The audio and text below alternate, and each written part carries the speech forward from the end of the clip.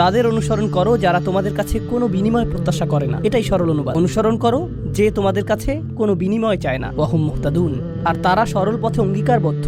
মুসলিমরা কোরআনের যে ধারণাগুলোকে ভুল বুঝেছে এটি তারে। কোরআন বলেছে যে তারা কোনো বিনিময় প্রত্যাশা করেনি। ভাই, আপনার প্রোগ্রামের জন্য কেন ফি নির্ধারণ করেছেন? না না, এটা জানার বিষয়। কোরআন আরো বলেছে ইয়াশতারুনা বিআয়াতিল্লাহি সামানান কলিলান, তারা আল্লাহর আয়াত বিক্রি করে সামান্য মূল্যের জন্য। নিজের জন্য আপনার লজ্জিত হওয়া উচিত। আল্লাহর আয়াত বিক্রি করা গোটা কোরআনের সবচেয়ে ভুল বোঝা ধারণাগুলোর একটি।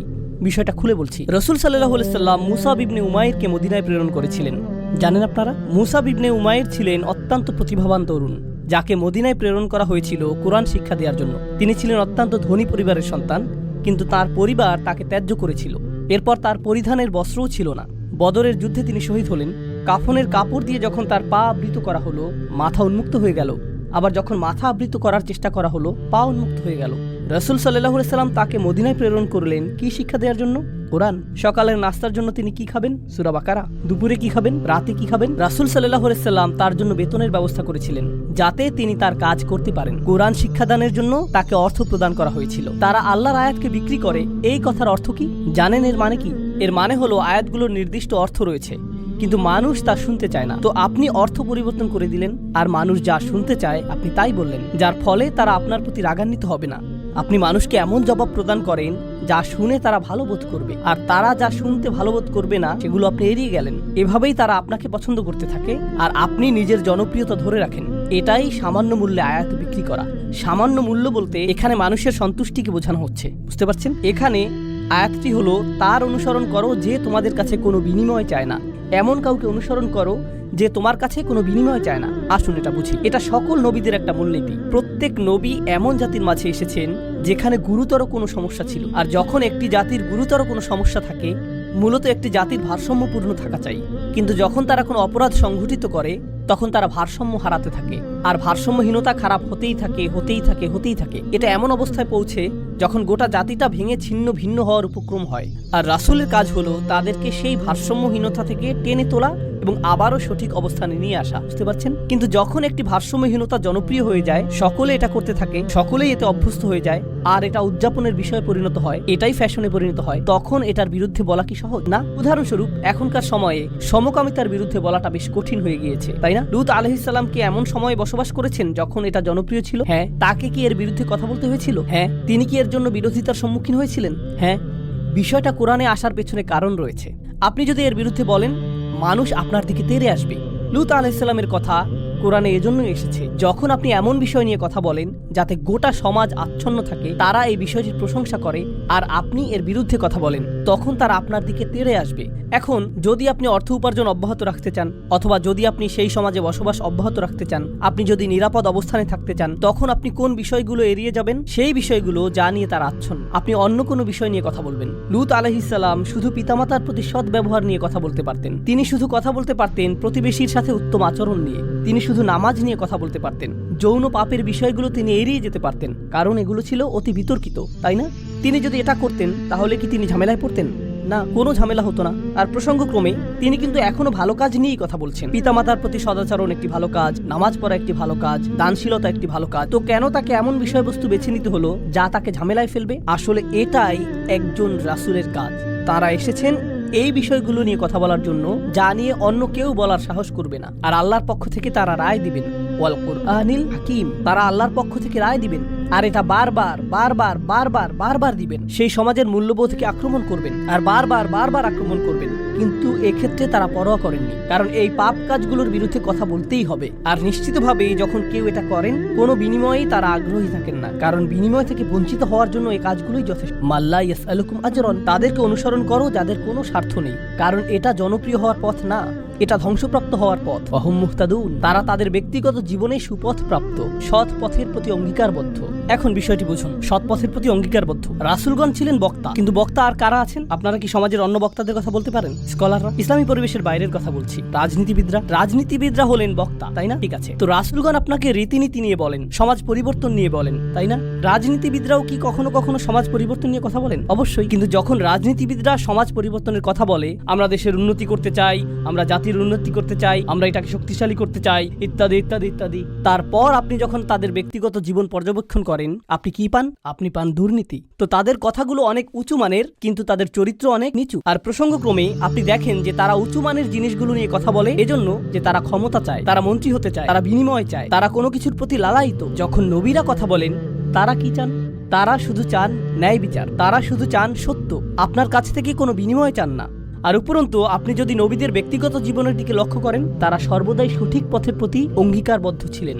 ওয়াহুম মুহতাদুন। তো বাণীটি নিখুঁত এবং বাণী বাহকও নির্ভেজাল। এই ধারণাটি কি আগেও শেখানো হয়েছিল? হ্যাঁ, ইন্নাকা লামিনাল মুরসালিন আলা সিরাতিম মুস্তাকিম। আরেকবার পুনরালোচনা, কোরআন এরকমটাই করে, আয়াতগুলো পরস্পর সম্পর্কযুক্ত। এখন পরের আয়াতে অমালি, অর্থাৎ আমার কি সমস্যা হয়েছে, সেই মানুষটি এখনো কথা বলছেন, সেই রজুল, সেই আদর্শ ব্যক্তি, আল্লাহর ইচ্ছায় যার নাম আমরা কোনো একদিন জান্নাতে জানতে পারবো। তিনি বলেছেন, আমার কি সমস্যা হয়েছে? লা আবুদুল্লাযী ফাতারানি, আমি কি সেই সত্তার উপাসনা করব না যিনি অস্তিত্বহীন অবস্থা থেকে আমাকে গড়েছেন? ওয়া ইলাইহি তুরজাউন, আর তোমাদের সকলকে তারই কাছে ফিরিয়ে নেওয়া হবে। এখন মালি, In Arabic we say وَمَالِي لَا أَفْعَلْ التي شأنها أن يوردها المتكلم في رد على من أنكر عليه فعلا। ইবনে আশুর এটা উল্লেখ করেছেন যে যখন কেউ বলে আমার কি সমস্যা হয়েছে যে আমি এটা অথবা সেটা অথবা অন্য কিছু করব, এর অর্থ হলো কেউ তাকে বলেছে যে এই তোমার কি সমস্যা হয়েছে, তুমি কেন ধর্ম ত্যাগ করেছো, আর সে তার দিকে ফিরে এর জবাব দিচ্ছে। তো প্রকৃতপক্ষে উক্তিটি যদিও লিপিবদ্ধ হয়নি, কিন্তু তার বক্তব্যের ধরন দেখে আমরা বুঝতে পারছি, এই তোমার কি সমস্যা হয়েছে, কেন তুমি এই মিথ্যা ধর্মের পক্ষে কথা বলছো? আর তিনি তার দিকে ফিরে বলছেন, আমার এমন কি হয়েছে যে আমি তার উপাসনা করব না যিনি আমাকে সৃষ্টি করেছেন, আর তোমাদের সকলকেও তার কাছে ফিরিয়ে নেওয়া হবে। এটা উপলব্ধি করো যে তোমাদেরকেও ফিরিয়ে নেওয়া হবে। বাক্যটি শুরু হয়েছে আমার কি সমস্যা হয়েছে এটা দিয়ে, শুরু হয়েছে তাকে দিয়ে, আর বাক্যটি শেষ হয়েছে তোমাদের সকলকে তার কাছে ফিরিয়ে নেওয়া হবে। তো তিনি কাকে দিয়ে শুরু করেছেন? নিজেকে দিয়ে। আপনি যদি মানুষের সাথে একাত্ম হয়ে গিয়ে এই বাণী তাদের কাছে প্রচার করতে চান, আপনাকে নিজের সম্পর্কে অনেক কিছু স্বীকার করতে হবে। মানুষকে আপনার এটা বলার সক্ষমতা থাকতে হবে যে তোমরা সমস্যার সম্মুখীন হবে। আমি যদি কাউকে পরামর্শ দিই ভ্রমণ সম্পর্কে, আপনি এই এয়ারলাইন্সে না গিয়ে অমুক এয়ারলাইন্সে যান, আমি যদি এমনটা বলে শুরু করি যে ভাই আমি এই এয়ারলাইন্সে গিয়েছিলাম, তারা এত বেশি দেরি করেছিল, তারা আমার লাগেজ হারিয়ে ফেলেছিল, অমুক এয়ারলাইন্সে যান, এটা কি পরামর্শটিকে বেশি আবেদনময় করে তুলছে? কারণ আপনি নিজের কথা প্রথমে বলেছেন, আর যেহেতু আপনি কোনো একটি অভিজ্ঞতার শিকার হয়েছেন, এখন আপনি ঐকান্তিকভাবে তার কল্যাণের জন্য তার কাছে আসছেন। কিন্তু যদি আপনি তার কাছে গিয়ে বলেন হে তুমি এই এয়ারলাইন্সে যাচ্ছ, তুমি একটা স্টুপিড, এটা কি এমন ব্যবহার যার ফলে মানুষ রাজি হবে? না, বরং এটা অপমানজনক। তিনি নিজের সম্পর্কে বলছেন, কারণ তিনি চান না যে তারা তাকে ঘৃণা করুক। তিনি ঘৃণার উদ্রেককারী কোনো কথা বলতে চান না, তিনি একপাশে কোনো কথা বলতে চান না, তিনি শুধু তার নিজের সম্পর্কে কথা বলতে চান। দেখো আমার দিক থেকে এটা হবে বড় ধরনের অপরাধ, দেখো আমার দিক থেকে এটা হবে বড় ধরনের অপরাধ যদি আমি তাকে উপেক্ষা করি যিনি আমাকে সৃষ্টি করেছেন। তোমরা সকলেও তার কাছে ফিরে যাচ্ছ। এটা কথা বলার খুবই ভালোবাসাপূর্ণ উপায়, যেটা তিনি ইতিমধ্যে শুরু করেছেন ইয়া কওমি বলার মাধ্যমে। এজন্যই তিনি তার জাতির প্রতি ভালোবাসার টানে ছুটে এসেছিলেন। তো তিনি বললেন, ওমালি আলা আবুদুল্লাযী ফাতারানি ওয়া ইলাইহি তুরজাউন আত্তাখিযু মিন দুনিহি আলিহা, আমার কি তাকে ছাড়া অন্য কাউকে উপাস্য মানা উচিত? ইউরিদনির রহমানু বিদুররিন, যদি আর রহমান বা অবিশ্বাস্য রকম দয়ালু সত্তা সিদ্ধান্ত নেন যে কোনো ক্ষতি নেমে আসবে, লা তুগনি আন্নি শাফাআতুহুম শাইআ, অন্য সকল মিথ্যা উপাস্য মিলে আমাকে মুক্ত করতে সক্ষম হবে না। তাদের সকলের মিনতি, তাদের সকলের মধ্যস্থতা, তাদের এই অনুরোধ যে হে আল্লাহ তাকে ছেড়ে দিন, সে আমার উপাসনা করত, এগুলোর কোনোটাই কাজে আসবে না। লা ইউনকিযুন, তারা আমাকে রক্ষা করতে পারবে না। যদি আল্লাহ আমার প্রতি অসন্তুষ্ট হন, এই সব প্রতিমা আমাকে পরিত্রাণ দিতে পারবে না, এই সব পৌরাণিক উপাস্যগুলো আমাকে রক্ষা করতে পারবে না। কেন আমি অন্য কারো কাছে যাব? জানেন তিনি এখানে কি করছেন? তিনি তাদের ধর্মের সমালোচনা করেছেন, তাই না? কারণ তারা অন্য উপাস্যে বিশ্বাস করে। কিন্তু এভাবে না বলে যে তোমাদের কি সমস্যা, কেন তোমরা এই সকল উপাস্যে বিশ্বাস করছো, তারা তোমাদের রক্ষা করতে পারবে না। এর পরিবর্তে তিনি বললেন, কিভাবে আমি এই সকল উপাস্যে বিশ্বাস করতে পারি? তারা আমাকে সাহায্য করতে পারবে না। কাকে? আমাকে। আমি শুধু আমার নিজেকে নিয়ে চিন্তিত। আত্তাখিযু মিন দুনিহি আলিহা ইন ইউরিদনির রহমান, যদি আর রহমান আমার উপর কোনো ক্ষতি নামানোর সিদ্ধান্ত নেন। প্রথমত তিনি আমি সর্বনামটি ব্যবহার করেছেন, কারণ এখন তিনি তাদের মূর্তিগুলো নিয়ে কথা বলবেন। আপনি অন্য মানুষের ধর্ম নিয়ে কথা বলতে পারেন যতক্ষণ এটা আপনার সাথে প্রাসঙ্গিক হয়। কেন এটা আপনার কাছে যুক্তিসঙ্গত মনে হয় না? তাদের সম্পর্কে না, বরং আপনার সম্পর্কে। এই জিনিসটা আমার কাছে যুক্তিসঙ্গত মনে হয় না, এই জিনিসটা আমার সাথে যায় না, এটা আমি আমার নিজের জন্য সঙ্গতিপূর্ণ মনে করি না। কেন আপনি এভাবে কথা বলবেন? কারণ আপনি এটাকে আত্ম অহংকারের প্রতিযোগিতায় পরিণত করতে চান না। এখানে দ্বিতীয় বিষয়টি হলো আর রহমান, যদি আর রহমান অকল্যাণ দেওয়ার সিদ্ধান্ত নেন, তারা আমাকে রক্ষা করতে পারবে না। দাঁড়ান, আর রহমান শব্দটির অর্থ কি? যিনি অকল্যাণ দেন। এর অর্থ কি? আর রহমান অর্থ যিনি দয়ালু, যিনি যত্ন করেন, যিনি ভালোবাসা প্রদর্শন করেন। তো কেন তিনি বলছেন যে আর রহমান যদি কোনো অকল্যাণ করতে চান? আর রহমান শব্দটি এবং ক্ষতি শব্দটি একে অপরের সাথে যায় না, তাই না? তারা একসাথে যায় না। জানেন তিনি তাদেরকে কি বলেছেন? তোমরা আর রহমানকে নিয়ে এর আগে উপহাস করেছো। তোমরা বলেছো মা আনজালার রহমান মিন শাই, আর রহমান কোনো কিছু প্রেরণ করেননি। তারা ইতিমধ্যেই এই নামটি ব্যবহার করেছে। তার নাম অবিশ্বাস্য রকম ক্ষমাশীল এবং অত্যাধিক ক্ষমাশীল, কিন্তু এর অর্থ এই নয় যে তার অকল্যাণ সাধন করার ক্ষমতা নেই। আপনি তার নাম থেকে সুযোগ নিতে পারবেন না আর ভাবতে পারবেন না যে কোনো কিছুই হবে না। আরে ভাই, আল্লাহ মহান, কোনো সমস্যা হবে না। কিছু মানুষ আল্লাহর সাথে আপোষ মীমাংসা করতে চায়। আমি আল্লাহর জন্য এত কিছু করি, আমি যদি সামান্য কয়েকটি বিষয় কখনোই না করি এতে কোনোই সমস্যা নেই। আল্লাহর এটা বোঝা উচিত। আসলেই তার বোঝা উচিত। এমন ভাবে কথা বলছেন যে তিনি এটা বুঝেন না। আপনি কি আল্লাহ সম্পর্কে এভাবে কথা বলার অবস্থানে রয়েছেন? হ্যাঁ, কারণ তিনি আর রহমান। ওকে, তাহলে দেখা যাবে এজন্যই আপনি কোরআনের সবচেয়ে কঠোর আয়াতগুলোর মধ্যে আর রহমান শব্দটি পাবেন, যাতে আপনি এই বিষয়টি বুঝে নিতে পারেন যে অবিশ্বাস্য রকম ক্ষমাশীল হওয়ার গুণটি তাকে ন্যায় বিচার থেকে বিরত রাখবে না এবং তার কর্তৃত্বকেও খর্ব করে না। আর প্রসঙ্গক্রমে এই আয়াতে তিনি আসলেই আর রহমান। কেন জানেন? কারণ আল্লাহর একজন বান্দা, প্রত্যেক মানুষই আল্লাহর বান্দা, সে স্বীকার করুক আর নাই করুক। যখন আল্লাহর একজন বান্দা পাপের উৎসে পরিণত হয় তখন সে হয় এই পৃথিবীতে ক্যান্সারের মতো, যে পাপ কাজ ছড়াতে থাকে। আর তখন আল্লাহ অন্য সকল সৃষ্টির প্রতি রহমা প্রদর্শন করেন তাকে সরিয়ে ফেলার মাধ্যমে। এটাও আর রহমান নামের অন্তর্ভুক্ত। কখনো তার দয়া প্রদর্শিত হয় অন্য সকল সৃষ্টির প্রতি যখন তিনি তাদেরকে রক্ষা করেন আপনার কাছ থেকে। ইউরিদনির রহমানু বিদুররিন লা তুগনি আন্নি শাফাআতুহুম শাইআ। সুবহানাল্লাহ। এখন আমরা তার বক্তব্যের প্রায় শেষে রয়েছি। ইন্নী ইযাল্লা ফি যালালিম মুবিন। যদি এমনটাই হয়, যদি আমি আল্লাহ ছাড়া অন্য কারো উপাসনা করি, যদি আমি অন্য উপাস্য গ্রহণ করি, তাহলে আমি সুস্পষ্ট বিভ্রান্তিতে পড়ে যাব। আমি সম্পূর্ণরূপে বিভ্রান্ত হয়ে যাব। তিনি বিভ্রান্ত নন। তিনি বলছেন তোমরা সবাই বিভ্রান্ত, কিন্তু তিনি তাদেরকে আঘাত করতে চাইছেন না। তাই তিনি বলছেন আমি অত্যন্ত বিভ্রান্তিতে পড়ে যাব যদি আমি এমনটা করি। ইন্নী আমানতু বিরাব্বিকুম। আমি ঈমান এনেছি তোমাদের প্রভুর প্রতি, তোমাদের প্রতিপালকের প্রতি। তিনি বলেননি যে আমি ঈমান এনেছি আমার প্রভুর প্রতি, আমার প্রভুর প্রতি। তিনি বলেছেন আমি ঈমান এনেছি তোমাদের প্রভুর প্রতি। তিনি আমি থেকে তুমিতে পরিবর্তন করলেন। আমি আপনাদেরকে একটা সমীকরণ দিচ্ছি, আমি যোগ তুমি সমান সমান আমরা, আমি যোগ তুমি সমান কি আমরা। তো তিনি শুরু করেছেন আমি দিয়ে, তিনি যাচ্ছেন তুমিতে, কারণ তিনি এর দ্বারা কি বোঝাচ্ছেন? আমরা পৃথক নই। আমি চাই আমরা সবাই যেন সুখী হই। আমি চাই আমরা সবাই যেন আল্লাহর কাছে পরিত্রাণ পাই। এটা আমি বনাম তোমরা নয়, এটা আমি এবং তোমরা। দাওয়াতি কাজ মানে প্রতিপক্ষ নয়, এর অর্থ বিতর্ক নয়, এর অর্থ যুক্তিতর্ক নয়। আমরা এটাকে এগুলোতে পরিণত করেছি। আমি একটি দাওয়াতি প্রোগ্রাম করতে চাই যেখানে আমি খ্রিস্টানদের সাথে বিতর্ক করব। আপনার কোথাও ভুল হচ্ছে, এটা এভাবে কাজ করে না। এর জন্য একটা নির্ধারিত অবস্থান রয়েছে, তবে এটাকে দাওয়াতি কাজ বলে না, এটাকে বলে জিদাল। এর জন্য কোরআনের ভিন্ন শব্দ রয়েছে, আর সেটা হলো সর্বশেষ পন্থা। আমরা শুরুতেই এটা করব না, কখনোই করব না। তো এখন তিনি বলছেন ইন্নী আমানতু বিরাব্বিকুম। আমি তোমাদের সকলের প্রভুর প্রতি ঈমান এনেছি, তোমাদের সকলের প্রভুর প্রতি ঈমান এনেছি। ফাসমাউন। আমার কথা শোনো, আমার কথা শোনো। তিনজন রাসূল কথা বলেছেন আর তিনি বলছেন আমার কথা শোনো, আমি যা বলছি তা শুধু শোনো। কখনো কখনো আমি শিক্ষক হিসাবে এই বিষয়টা খেয়াল করি। আমি আরবি শেখাই অথবা চেষ্টা করি। ধরুন ছাত্ররা সামনে বসে শিখছে আর তখন একজন সহকারী আসলো, শিক্ষকের সহকারী একজন আসলো আর ছাত্রদের কাঁধে হাত রেখে বলল মনোযোগ দিয়ে পড়ো। আমি কিন্তু মনোযোগ দিতে বলিনি, একজন সহকারী এসে বলল মনোযোগ দিয়ে পড়ো। এর কি কোনো প্রভাব রয়েছে? হ্যাঁ। এর কি ভিন্ন ধরনের প্রভাব রয়েছে? হ্যাঁ। যখন আরেকজন ছাত্র আপনার কাছে এসে বলে ভাই পড়াশোনা করো, শিক্ষক বলেন যে পরীক্ষার জন্য পড়াশোনা করো। হ্যাঁ অবশ্যই আমি পরীক্ষার জন্য পড়াশোনা করব। তারপর আপনি রাত 8টার সময় বাস্কেটবল খেলা দেখছেন আর আপনার বন্ধু এসে বলল আরে ভাই চলো পড়াশোনা করি। এটার কি ভিন্ন প্রভাব থাকবে? অবশ্যই থাকবে। এই সাহাবী এটা বুঝতে পেরেছিলেন, রাসূলদের এই সঙ্গীটি তা বুঝতে পেরেছিলেন। তার কাছে রয়েছে স্বতন্ত্র স্থান, সূর্যের আছে নিজস্ব স্থান, চাঁদেরও রয়েছে নিজস্ব স্থান। এটা প্রতিযোগিতা নয়। আমার কথা শুনো, এটা এতটাই ভালোবাসাপূর্ণ চমৎকার বক্তব্য। আর আমি এখানে বলতে চাই যে তার বক্তব্যটি এখানে 3জন রাসূলের থেকেও বেশি কাজ করেছিল। এই আয়াতগুলোতে তার বক্তব্যের বেশি প্রভাব রয়েছে 3জন রাসূলের তুলনায়। এটা কেন? এটা আমাদেরকে শেখানোর জন্য যে আল্লাহ যাকে চান তাকেই বিজয় প্রদান করেন। আল্লাহ তাকেই কবুল করবেন যার প্রতি তিনি রাজি হবেন। পার্থিব ফলাফল এবং পার্থিব পরিণাম আল্লাহর কাছে অর্থবহ নয়, বরং প্রচেষ্টাই আল্লাহর কাছে অর্থবহ। পার্থিব ফলাফল হলো যখন আল্লাহ সিদ্ধান্ত নেবেন তখন তিনি দুয়ার খুলে দিবেন, এটাই হবে। পরের আয়াতটি বলছে ইলাদখুলিল জান্নাহ। বক্তব্যের অংশটি প্রায় শেষ।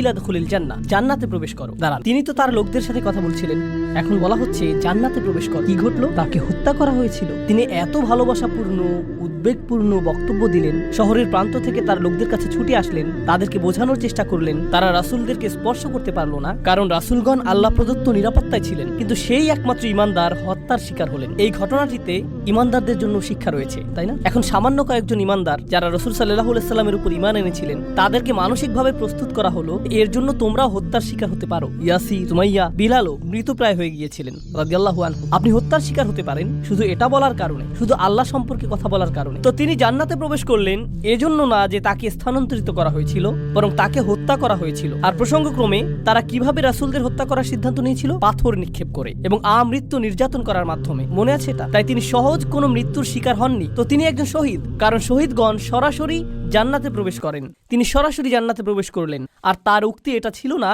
হে আল্লাহ তাদেরকে শাস্তি দিন, কারণ এই কাফিররা আমাকে হত্যা করেছে। ইমানদারদের পক্ষ হয়ে প্রতিশোধ গ্রহণ করা উচিত। ক্বালা ইয়া লাইতা কওমি, ক্বালা ইয়া লাইতা, প্রথম শব্দগুলো, ওহ যদি শুধুমাত্র, কওমি ইয়ালামুন, আমার লোকেরা যদি শুধু জানতে পারতো, যদি আমার লোকদের জানার কোনো উপায় থাকতো। তিনি এখনো তাদেরকে ভালোবাসেন। কল্পনা করতে পারেন জান্নাতে হাঁটছেন, সেখানে কি দেখতে পাবেন? যাওয়াতা আফনান ফাবিআইয়ি আলাই রাব্বিকুমা তুকাযযিবান। আপনি জান্নাতে গাছ দেখবেন আর তা আপনাকে সম্মোহিত করবে। আপনি ঝর্ণাধারা দেখবেন আর সম্মোহিত হয়ে যাবেন। আপনি ফল দেখতে পাবেন আর প্রথম কামড়ের পর আপনি নিজেকে হারিয়ে ফেলবেন। আপনি আপনার সুন্দরী স্ত্রীদের দেখবেন আর আনন্দে দিশেহারা হয়ে যাবেন। তিনি এই সব কিছু দেখছেন আর তিনি বলছেন না ও, তিনি শুধু বলছেন ও আমার লোকেরা, যদি শুধু তারা জানতে পারত। সুবহানাল্লাহ। তিনি জান্নাতে পৌঁছে গেলেন, তবুও তার লোকদেরকে ভুললেন না। জানেন বিচার দিবসে মানুষ সবকিছু ভুলে যাবে। মা তার সন্তানকে ভুলে যাবে। ইয়াউমা তারাউনাহা তাযহালু কুল্লু মুরদাআতিন আম্মা আরদাআত। সেই দিন প্রত্যেক স্তনদানকারী মা তার সন্তানকে ভুলে যাবে। ইয়াউমা ইয়াফিরুল মারউ মিন আখিহি ওয়া উম্মিহি ওয়া আবিহি ওয়া সাহিবাতিহি ওয়া বানিহি। সেদিন প্রত্যেক মানুষ তার ভাইয়ের কাছ থেকে পালিয়ে বেড়াবে। সূরা মারিজে এসেছে। ওয়া ফাসিলাতিল্লাতি তুই, তার মা, তার স্ত্রী, তার সন্তান, তার অভিভাবক, তার গোটা গোত্র, সে তাদের সবার কাছ থেকে পালিয়ে বেড়াবে। সে কারো সাথে কোনো কিছু করতে চাইবে না। তাকাত্তাআত বিহিমুল আসবাব। কোরআন বলছে সকল সম্পর্ক ছিন্ন হয়ে যাবে। কিন্তু ইমানদারদের জন্য এমনটা হবে না। ইমানদারদের জন্য এমনটা হবে না। সে জান্নাতে প্রবেশ করবে এবং তার ভালোবাসা অব্যাহত থাকবে। কার জন্য? তার লোকদের জন্য, যারা হলো কাফির এবং নবীদের শত্রু, কারণ তারা এখনো জীবিত এবং এখনো তাদের আশা রয়েছে। আপনি এমন মানুষের উপর আশা ছাড়বেন না যারা এখনো জীবিত। আর আল্লাহ এমন ভাবে আমাদের কাছে বর্ণনা করেছেন যেন তিনি তখনও ঘটনা দেখছিলেন। আল্লাহ তাকে দুনিয়ার ক্যামেরা ভিউ প্রদান করেছিলেন যাতে তিনি দেখতে পারেন যে কি ঘটছে। আর তিনি জান্নাত থেকে দেখে বলছেন যদি তারা জানতে পারে। তিনি বলেননি যে যদি তারা জানতে পারতো, আলিমু, বরং তিনি বলছেন ইয়া লাইতা কওমি আলামুন, যদি শুধু তারা জানতে পারে। তিনি এখনই দেখছেন কি ঘটছে। আল্লাহ তাকে দেখাচ্ছেন। সুবহানাল্লাহ। আর তারপর আপনি বুঝতে পারেন যে একনিষ্ঠতা আসলে কি। আমরা মুসলিমরা একনিষ্ঠতার কৃত্রিম ধারণা তৈরি করেছি। আমি এটা মানতে পারি না, আমি এটা মানতে পারি না। একনিষ্ঠতা শব্দটিকে নিয়ে আমরা যা করছি, তুমি যা করো তার সবকিছুতে ইখলাস থাকতে হবে। সব সময় তোমার নিয়তকে যাচাই করে চলবে। এখনই যাচাই করুন, কারণ যদি একনিষ্ঠতা না থাকে তাহলে তোমার কোনো কাজেরই মূল্য থাকবে না। আর তোমার একনিষ্ঠতা থাকতে হবে শুধু এবং শুধুমাত্র আল্লাহর জন্য। আমি এর সাথে দ্বিমত পোষণ করব, আমি জানি। এখনই আমাকে হত্যা করতে আসবেন না। রাসূল সাল্লাল্লাহু আলাইহি সাল্লাম একজন মানুষের কথা বলছেন যে অনেক পাপ করেছে, অনেক পাপ। সে নামাজ পড়ে না, কিছুই করে না। একদিন সে হাঁটতে হাঁটতে একটি তৃষ্ণার্ত কুকুর দেখতে পেল। তৃষ্ণায় কুকুরটির জিহ্বা বের হয়ে আছে। আর লোকটি সিদ্ধান্ত নিল যে নিজে পান করার আগে সেই কুকুরটিকে পান করাবে। শীঘ্রই লোকটি মারা গেল আর আল্লাহ তাকে জান্নাত দান করলেন। হ্যাঁ, আসুন ঘটনাটা খেয়াল করি। এই লোকটি, সে কি বিশ্বাসী? আমরা জানি না। সে কি নামাজ পড়ে? না। যখন সে কুকুরটিকে পান করাচ্ছিল, সে কি বলেছিল যে দাঁড়াও, আগে নিয়তের ইখলাস এনে নেই, আমি শুধু এটা করছি আপনার জন্য, ইয়া আল্লাহ। কুকুরের এই বের হয়ে থাকা জিহ্বা আমার কাছে মূল্যহীন, আমি শুধু আপনার সন্তুষ্টি কামনা করি। আর তারপর আমি কুকুরটিকে পানি খাওয়াই। তিনি এমনটা করেছিলেন। তিনি শুধুই কুকুরটির জন্য খারাপ বোধ করেছিলেন এবং কুকুরটিকে পানি পান করিয়েছিলেন, তাই না? তো কুকুরটির জন্য তার উদ্বেগের ব্যাপারে তিনি একনিষ্ঠ ছিলেন, তার ইখলাস ছিল, তাই না? এখানে এই ইমানদারটি তার লোকদেরকে ভালোবাসেন, কিন্তু তিনি কি বলেছেন যে এটা যদি আল্লাহর জন্য না হতো তাহলে আমি আমার লোকদের ঘৃণা করতাম। তিনি এজন্য তাদেরকে ভালোবাসেন কারণ তারা তারই লোক। আর এটাই তার লোকদের জন্য একনিষ্ঠতা। ইবাদতের ক্ষেত্রে আল্লাহর প্রতি আপনার একনিষ্ঠতা থাকতে হবে। আপনার পিতামাতার প্রতি আপনার একনিষ্ঠতা থাকতে হবে, শুধু আল্লাহর জন্য না, বরং এজন্য যে তারা আপনার পিতামাতা। আপনার একনিষ্ঠতা থাকতে হবে অন্য মুসলিমদের জন্য, কারণ তারা আপনার মুসলিম ভাই। আপনার একনিষ্ঠতা থাকতে হবে আপনার প্রতিবেশীর জন্য। আপনার একনিষ্ঠতা থাকতে হবে আপনার কাজের প্রতি, আপনার লেখাপড়ার প্রতি। আপনার একনিষ্ঠতা থাকতে হবে আপনার ব্যবসায়ের অংশীদারের প্রতি। এই সব কিছুই একনিষ্ঠতা। আপনি কৃত্রিমভাবে এটা বানাতে পারবেন না। না না, আমি তোমার বন্ধু হতে পারবো না, কারণ এটা আল্লাহর সন্তুষ্টির জন্য না। আমরা শুধু একসাথে বাস্কেটবল খেলবো আর এটা আখিরাতে আমার কোনো কাজে আসবে না। আমি জানি না কে এই অদ্ভুত কথা আপনাকে শিখিয়েছে। যখন আপনি আপনার নিয়ত যাচাই করছেন বাস্কেটবল খেলায় বল ছোড়ার আগে, কারণ এতে কোনো ইখলাস নেই। এটা এভাবে কাজ করে না, এইভাবে কাজ করে না। আমাদের নিয়তের পরিচ্ছন্নতা থাকতে হবে, এটা নিশ্চিত। আমাদের নিয়তকে পুনরায় যাচাই করতে হবে, এটা নিশ্চিত। একনিষ্ঠতার গণ্ডি আল্লাহর প্রতি একনিষ্ঠতার চেয়েও অনেক বেশি। এই একনিষ্ঠতা তার সকল সৃষ্টির প্রতিও প্রযোজ্য। মানুষের প্রতি আপনার নিয়ত পরিচ্ছন্ন থাকতে হবে, কৃত্রিম ভাবে নয়। তো এই ছিল তার নিজের লোকদের প্রতি ভালোবাসা, এমনকি জান্নাতে যাওয়ার পরও। এখানে আল্লাহ আসলে বর্ণনা করছেন যে মানুষের প্রতি ভালোবাসা হলো জান্নাতি মানুষের গুণ। আমি আবারও বলছি, নিজের লোকদের প্রতি ভালোবাসা হলো জান্নাতি মানুষের গুণ। তো যখন আপনি এমন মুসলিম দেখেন যারা সব সময় মানুষের প্রতি রাগান্বিত, তারা সব সময় অন্য মুসলিমদের প্রতি রাগান্বিত, তারা নিজেদের পরিবারের প্রতি রাগান্বিত, তারা সবচেয়ে বেশি রাগান্বিত অমুসলিমদের প্রতি, তারা রাগান্বিত এবং রাগান্বিত, এটা জান্নাতি মানুষের গুণ না। ইয়া লাইতা কওমি ইয়ালামুন। এখন তিনি এই বক্তব্যটি দিলেন তার লোকদের প্রতি। আমরা এমনকি তার নামও জানি না, আর তার কথাগুলো কিয়ামত পর্যন্ত পাঠ করা হবে। এখন আপনার এবং আমার কথোপকথনগুলোর কথা ভাবুন। আমরা কথা বলি আইফোন নিয়ে, আমরা কথা বলি গাড়ি নিয়ে, আমরা কথা বলি খেলাধুলা নিয়ে। এই কথাগুলো কোথায় যাবে? এই কথাগুলো কি চিরদিন থেকে যাবে? না। এগুলো কি পৃথিবীতে কোনো কল্যাণ নিয়ে আসবে? না। জানেন এই সম্পর্কে ভাবতে গিয়ে আমি কি উপলব্ধি করছি? আল্লাহর কাছে কথা হলো অমূল্য রত্ন। লোকটি কোনো নবী নন, তবুও তার কথা কোরআনে সংরক্ষিত হয়ে আছে। আল্লাহ কি অন্য জিনিসে সংরক্ষিত রাখেন? আকুল্লা শাইইন আহসাইনাহু ফি ইমামিন মুবিন। আল্লাহ বলছেন যে আমি সবকিছুই সংরক্ষণ করে রাখি। তিনি সবকিছুই সংরক্ষণ করে রাখেন। তো কোন জিনিসটি আপনি সংরক্ষণ করে রাখতে চান? ভালো কিছু, কোনো একনিষ্ঠ পরামর্শ? আপনাকে কি ব্যাপক জ্ঞানের অধিকারী হতে হবে ভালো কিছু বলার আগে? এই মানুষটির কি ভালো কথা বলার আগে অনেক ডিগ্রির প্রয়োজন হয়েছিল? বিষয়টি জটিল নয়, শুধু ভালো মানুষ হন। লক্ষ্য করুন কেমন চমৎকার ভাবে কোরআন সন্নিবেশিত। যখন তিনি জান্নাতে গেলেন আর তিনি বললেন যদি আমার লোকেরা জানতে পারে, পরের আয়াতে তিনি বলছেন বিমা গফারলি রব্বি ওয়া জাআলানি মিনাল মুকরামিন, সেই ক্ষমা যা আমার প্রভু আমাকে প্রদান করেছেন আর আমাকে তাদের অন্তর্ভুক্ত করেছেন যাদেরকে সম্মানিত করা হয়েছে। তিনি জান্নাতের দুটি জিনিসের কথা বলছেন, ক্ষমা এবং সম্মান। সূরার শুরুতে এসেছে ফাবাশশিরহু বিমা মাগফিরাতিন ওয়া আজরিন কারীম। সূরার শুরুতে আল্লাহ বলছেন কোন এক স্থানের সেই একাকী ঈমানদারদেরকে অভিনন্দন প্রদান করো যে সে পাবে ক্ষমা এবং সম্মানসূচক প্রতিদান। মনে আছে সেটা? ক্ষমা এবং সম্মানসূচক প্রতিদান। এখন সূরার মাঝখানে এই মানুষটি জান্নাতে পৌঁছে গেলেন এবং বললেন ইয়া আল্লাহ, আপনি আমাকে ক্ষমা প্রদান করেছেন এবং সম্মানিতদের অন্তর্ভুক্ত করেছেন। পুনরালোচনা, নিখুঁত পুনরালোচনা, এটাকে বলা হয় কুরআনের ইহকাম ওয়াল কুরআনিল হাকিম। এই আয়াতগুলো নিয়ে শেষে একটি বিষয় আমি আসলেই ভালোবাসি, তা হলো যখন তিনি তার লোকদের সাথে কথা বলছিলেন তিনি বললেন ইন্নী আমানতু বিরব্বিকুম, আমি ঈমান এনেছি তোমাদের প্রভুর প্রতি, আমি ঈমান এনেছি তোমাদের প্রভুর প্রতি। কিন্তু যখন তিনি জান্নাতে প্রবেশ করলেন তিনি বললেন বিমা গফারলি রব্বি, আমার প্রভু। একই মানুষের কথা। এখন তিনি বলছেন আমার প্রভু।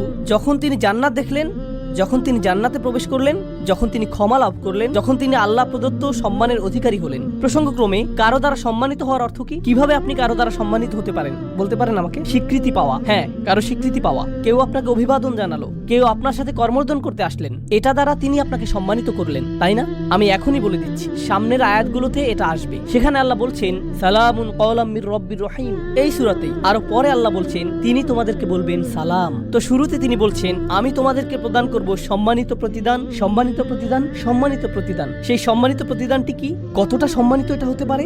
আমি কি একটা মেডেল পাবো? কোনো সার্টিফিকেট দেওয়া হবে? পরীক্ষায় পাশ করার পর যেমনটা দেওয়া হয়, কি সার্টিফিকেট আপনি পাবেন? আপনি পাবেন সালাম, আল্লাহর পক্ষ থেকে, এটাই আপনি পাবেন। তো যখন তিনি তা পেলেন তিনি ভুলে গেলেন যে এই প্রভু অন্য কারো প্রভু, তিনি শুধু তারই প্রভু। আমার প্রভু আমাকে ক্ষমা প্রদান করেছেন, আমার প্রভু আমাকে সম্মানিতদের অন্তর্ভুক্ত করেছেন, তিনি আমার প্রভু এবং শুধুই আমার প্রভু। সুবহানাল্লাহ, একজন ঈমানদারের কি চমৎকার চিত্র এটা। এখন এটা ঘটেছে জান্নাতে, কিন্তু মূল ঘটনাটা চলমান থাকার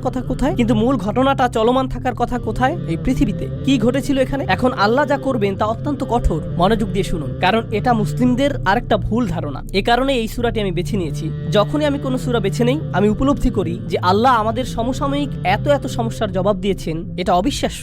যদি মুসলিমরা কোথাও আক্রমণ করে অথবা কোনো কিছু বিস্ফোরণে উড়িয়ে দেয় আর অন্য মুসলিমরাও এতে মারা যায়, তাহলে তারা তো জান্নাতেই প্রবেশ করবে, এতে কোনো সমস্যা নেই। আমি এই যুক্তি শুনেছি। এই পরিস্থিতির শিকার হয়ে যদি মুসলিমরা অথবা নিরীহ মানুষ মারা পড়ে, আল্লাহ তো জানেনি তিনি তাদেরকে জান্নাতে পাঠিয়ে দিবেন, তাই এখানে কোনো ক্ষতি হয়নি, কারণ জান্নাত দুনিয়ার চেয়ে উত্তম। আমি জানি না যে আপনি এই ধরনের বিকারগ্রস্ত কথা শুনেছেন কিনা, কিন্তু আমি এটা অনেকবার শুনেছি। এখন আমি আপনাদেরকে এই বিষয়ে কিছু কথা বলবো। আল্লাহ কি এই মানুষটিকে জান্নাত প্রদান করেছেন? হ্যাঁ, কিন্তু আল্লাহ তাকে জান্নাত প্রদান করার অর্থ এটা না যে আল্লাহ সেই লোকদের প্রতি রাগান্বিত নন যারা তাকে হত্যা করেছিল। ঘটনাটির ধারাবাহিকতা ব্যবস্থা পৃথিবীতে চলতে লাগলো। যখন তিনি জান্নাতে মনোরম সময় উপভোগ করছিলেন, আল্লাহ তার হত্যার প্রতিশোধ গ্রহণ করেছেন। ওমা আনজালনা আলা কওমিহি মিন বাদিহি মিন জুনদিন মিনাস সামাই ওমা কুন্না মুনজিলিন। আমরা আকাশ থেকে কোনো সেনাবাহিনী প্রেরণ করব না এই লোকদের জন্য। এই নগণ্য কুরাইশরা তারা মনে করেছে যে অনেক বড় কিছু হয়ে গিয়েছে। এই পৃথিবীতে তারা তুচ্ছ, গুরুত্বহীন। অর্থনীতিতে, রাজনীতিতে, জ্ঞানে, বিজ্ঞানে এই লোকদের ধ্বংস করার জন্য বিশেষ কোনো প্রস্তুতির প্রয়োজন নেই। আকাশ থেকে আমার কোনো সেনাবাহিনী প্রেরণের প্রয়োজন নেই। সেনাবাহিনীর কথা উল্লেখ করার কারণ হলো, যখন আপনি কুরাইশদেরকে সতর্কবাণী প্রদান করেন যে আমি তোমাদেরকে সতর্ক করছি, তারা বলবে কোন সেনাবাহিনী? আর যখন রসুলগণ তাদেরকে সতর্ক করলেন, তারা বলছে তোমাদের সাথে কোনো সেনাবাহিনী রয়েছে। এই হুমকি কোথা থেকে আসছে? শুধু তোমরা আর নগণ্য কিছু ঈমানদার। আর আল্লাহ বলছেন তাদেরকে ফেরেশতার সেনাবাহিনী প্রদর্শন করার আমার প্রয়োজন নেই। তারা বলবে ওকে, যদি ফেরেশতা দিয়ে তৈরি সেনাবাহিনী থাকে তোমার কাছে, যারা তোমার কাছে ওহী নিয়ে আসে, যদি সেই ফেরেশতা গোটা আকাশ জুড়ে থাকে, ওয়ালাকাদ রাআহু বিল উফুকিল মুবিন, তিনি জিবরিল আলাইহিস সালামকে গোটা আকাশ জুড়ে থাকার অবস্থায় দেখেছেন, তাহলে কেন তুমি জিবরিলকে কিছু ক্ষমতা প্রদর্শন করতে বলছো না, যাতে আমাদেরকে ধ্বংস করে দিতে পারে? হ্যাঁ, আর আল্লাহ বলছেন আমি তোমাদেরকে এর জবাব দিয়ে সম্মানিত করব না। তোমাদের মতো নগণ্য জীবকে ধ্বংস করার জন্য আমার ফেরেশতার প্রয়োজন নেই, তোমরা তারও যোগ্য না। আল্লাহ কি আগের জাতিগুলোকে ধ্বংস করার জন্য ফেরেশতা পাঠিয়েছিলেন? হ্যাঁ, তিনি পাঠিয়েছিলেন। আল্লাহ বলছেন কুরাইশরা এমনকি এরও যোগ্য না। এ কাজে ফেরেশতাদের সময় নষ্ট করার মতো যোগ্য কুরাইশরা না যে আল্লাহ কাউকে ডেকে বলবেন হেই যাও এদেরকে ধ্বংস করো। না না না, সময় নষ্ট করো না। ইন কানাত ইল্লা সাইহাতান ওয়াহিদাতান, এটা একটা বিকট বিস্ফোরক শব্দ ছাড়া আর কিছুই ছিল না। প্রচন্ড একটা শব্দ। আপনারা জানেন বিস্ফোরণ আসলেই প্রকাণ্ড শব্দ তৈরি করে। এটা ছিল শুধু সেই রকম একটা বিস্ফোরক। এটা ছিল সেই রকম একটা বিস্ফোরক শব্দ। ফাইদা হুম খামিদুন, আর তাদেরকে নিভিয়ে দেয়া হলো। তারা সম্পূর্ণরূপে নিভে গেল। সয়হা হলো তীব্র কোনো শব্দ। আর এই আয়াতটিতে চমৎকার সাহিত্যিক বৈপরীত্য ফুটে উঠেছে। কারণ যখন আপনি কোরআনের সুমধুর বাণী শুনতে অস্বীকৃতি জানান, আর যখন এই জাতিগুলো তাদের রাসূলদের চমৎকার কণ্ঠ শুনতে অস্বীকৃতি জানিয়েছিল, তখন একমাত্র যেই শব্দ তারা শোনার যোগ্য তা হলো বিস্ফোরণের শব্দ। আর তারপর আল্লাহ বলছেন ফাইদা হুম খামিদুন, এটা অসাধারণ একটা শব্দ। হুমুদ এবং হুমুদ দুইটি শব্দ রয়েছে আরবিতে। শীতকালে যখন রাতে আগুন জ্বালান আর এভাবে নিভান, এটাকে বলা হয় হুমুদ। আর আপনি যদি তা নিভান আর লালচে হলুদ বা কমলা রঙের সামান্য পরিমাণ কয়লা জ্বলন্ত থেকে যায়, তাকে বলা হয় হুমুদ। কিন্তু যখন আপনি একবারে তা নিভিয়ে ফেলেন, এটা সম্পূর্ণ নিভে যায়, একেবারে নিভে যায়, এমনকি সামান্য কয়লাও জ্বলন্ত থাকে না, এটা সম্পূর্ণ নিভে গেছে, এটাকে বলা হয় এমন আগুন যা হলো খামিদা। খামিদা ফাইদা হুম খামিদুন, তারা সম্পূর্ণ নিশ্চিহ্ন হয়ে গেল। এমন একজনও থাকবে না যে মৃত্যুর পূর্বে মাটিতে গড়াগড়ি দিতে থাকবে। তারা নিঃশেষ হয়ে যাবে, সবাই একসাথে, যেভাবে একটি আগুন নিভানো হয়। আর প্রসঙ্গক্রমে তাদের মৃত্যুকে আগুন নিভানোর সাথে তুলনা করার মাধ্যমে তাদেরকে তুলনা করা হয়েছে আগুনের সাথে। আর আপনি যদি তাদেরকে আগুনের সাথে তুলনা করেন, তাহলে এর অর্থ হলো তারা বিপজ্জনক। আপনি যদি আগুনকে জ্বলতে দেন, আগুন কি হবে? ছড়িয়ে পড়বে। তাই অন্য সকল জাতির প্রতি রহমা এবং করুণা স্বরূপ আল্লাহ সিদ্ধান্ত নিলেন যে এই ক্যান্সার, এই আগুনকে নিভিয়ে ফেলতে হবে। ফাইদা হুম খামিদুন। আর এটা ছিল একজন ইমানদারকে হত্যার পরিণাম। তো এখন দ্বিতীয় এই অনুচ্ছেদটির উপসংহারে এসেছে ইয়া হাসরাতান আলাল ইবাদ মা ইয়াতিকুম মির রাসূলিন ইল্লা কানু বিহি ইস্তাহজিউন। মানুষের জন্য বিষয়টা কতটা পরিতাপের। আল্লাহ নিজে এটাকে পরিতাপের বিষয় হিসেবে বিবেচনা করছেন। তিনি সেই জাতিকে নিশ্চিহ্ন করে দিয়ে বলেননি যে দেখেছো আমি কি করতে পারি, বরং তিনি বলছেন সেটা একটা পরিতাপের বিষয়।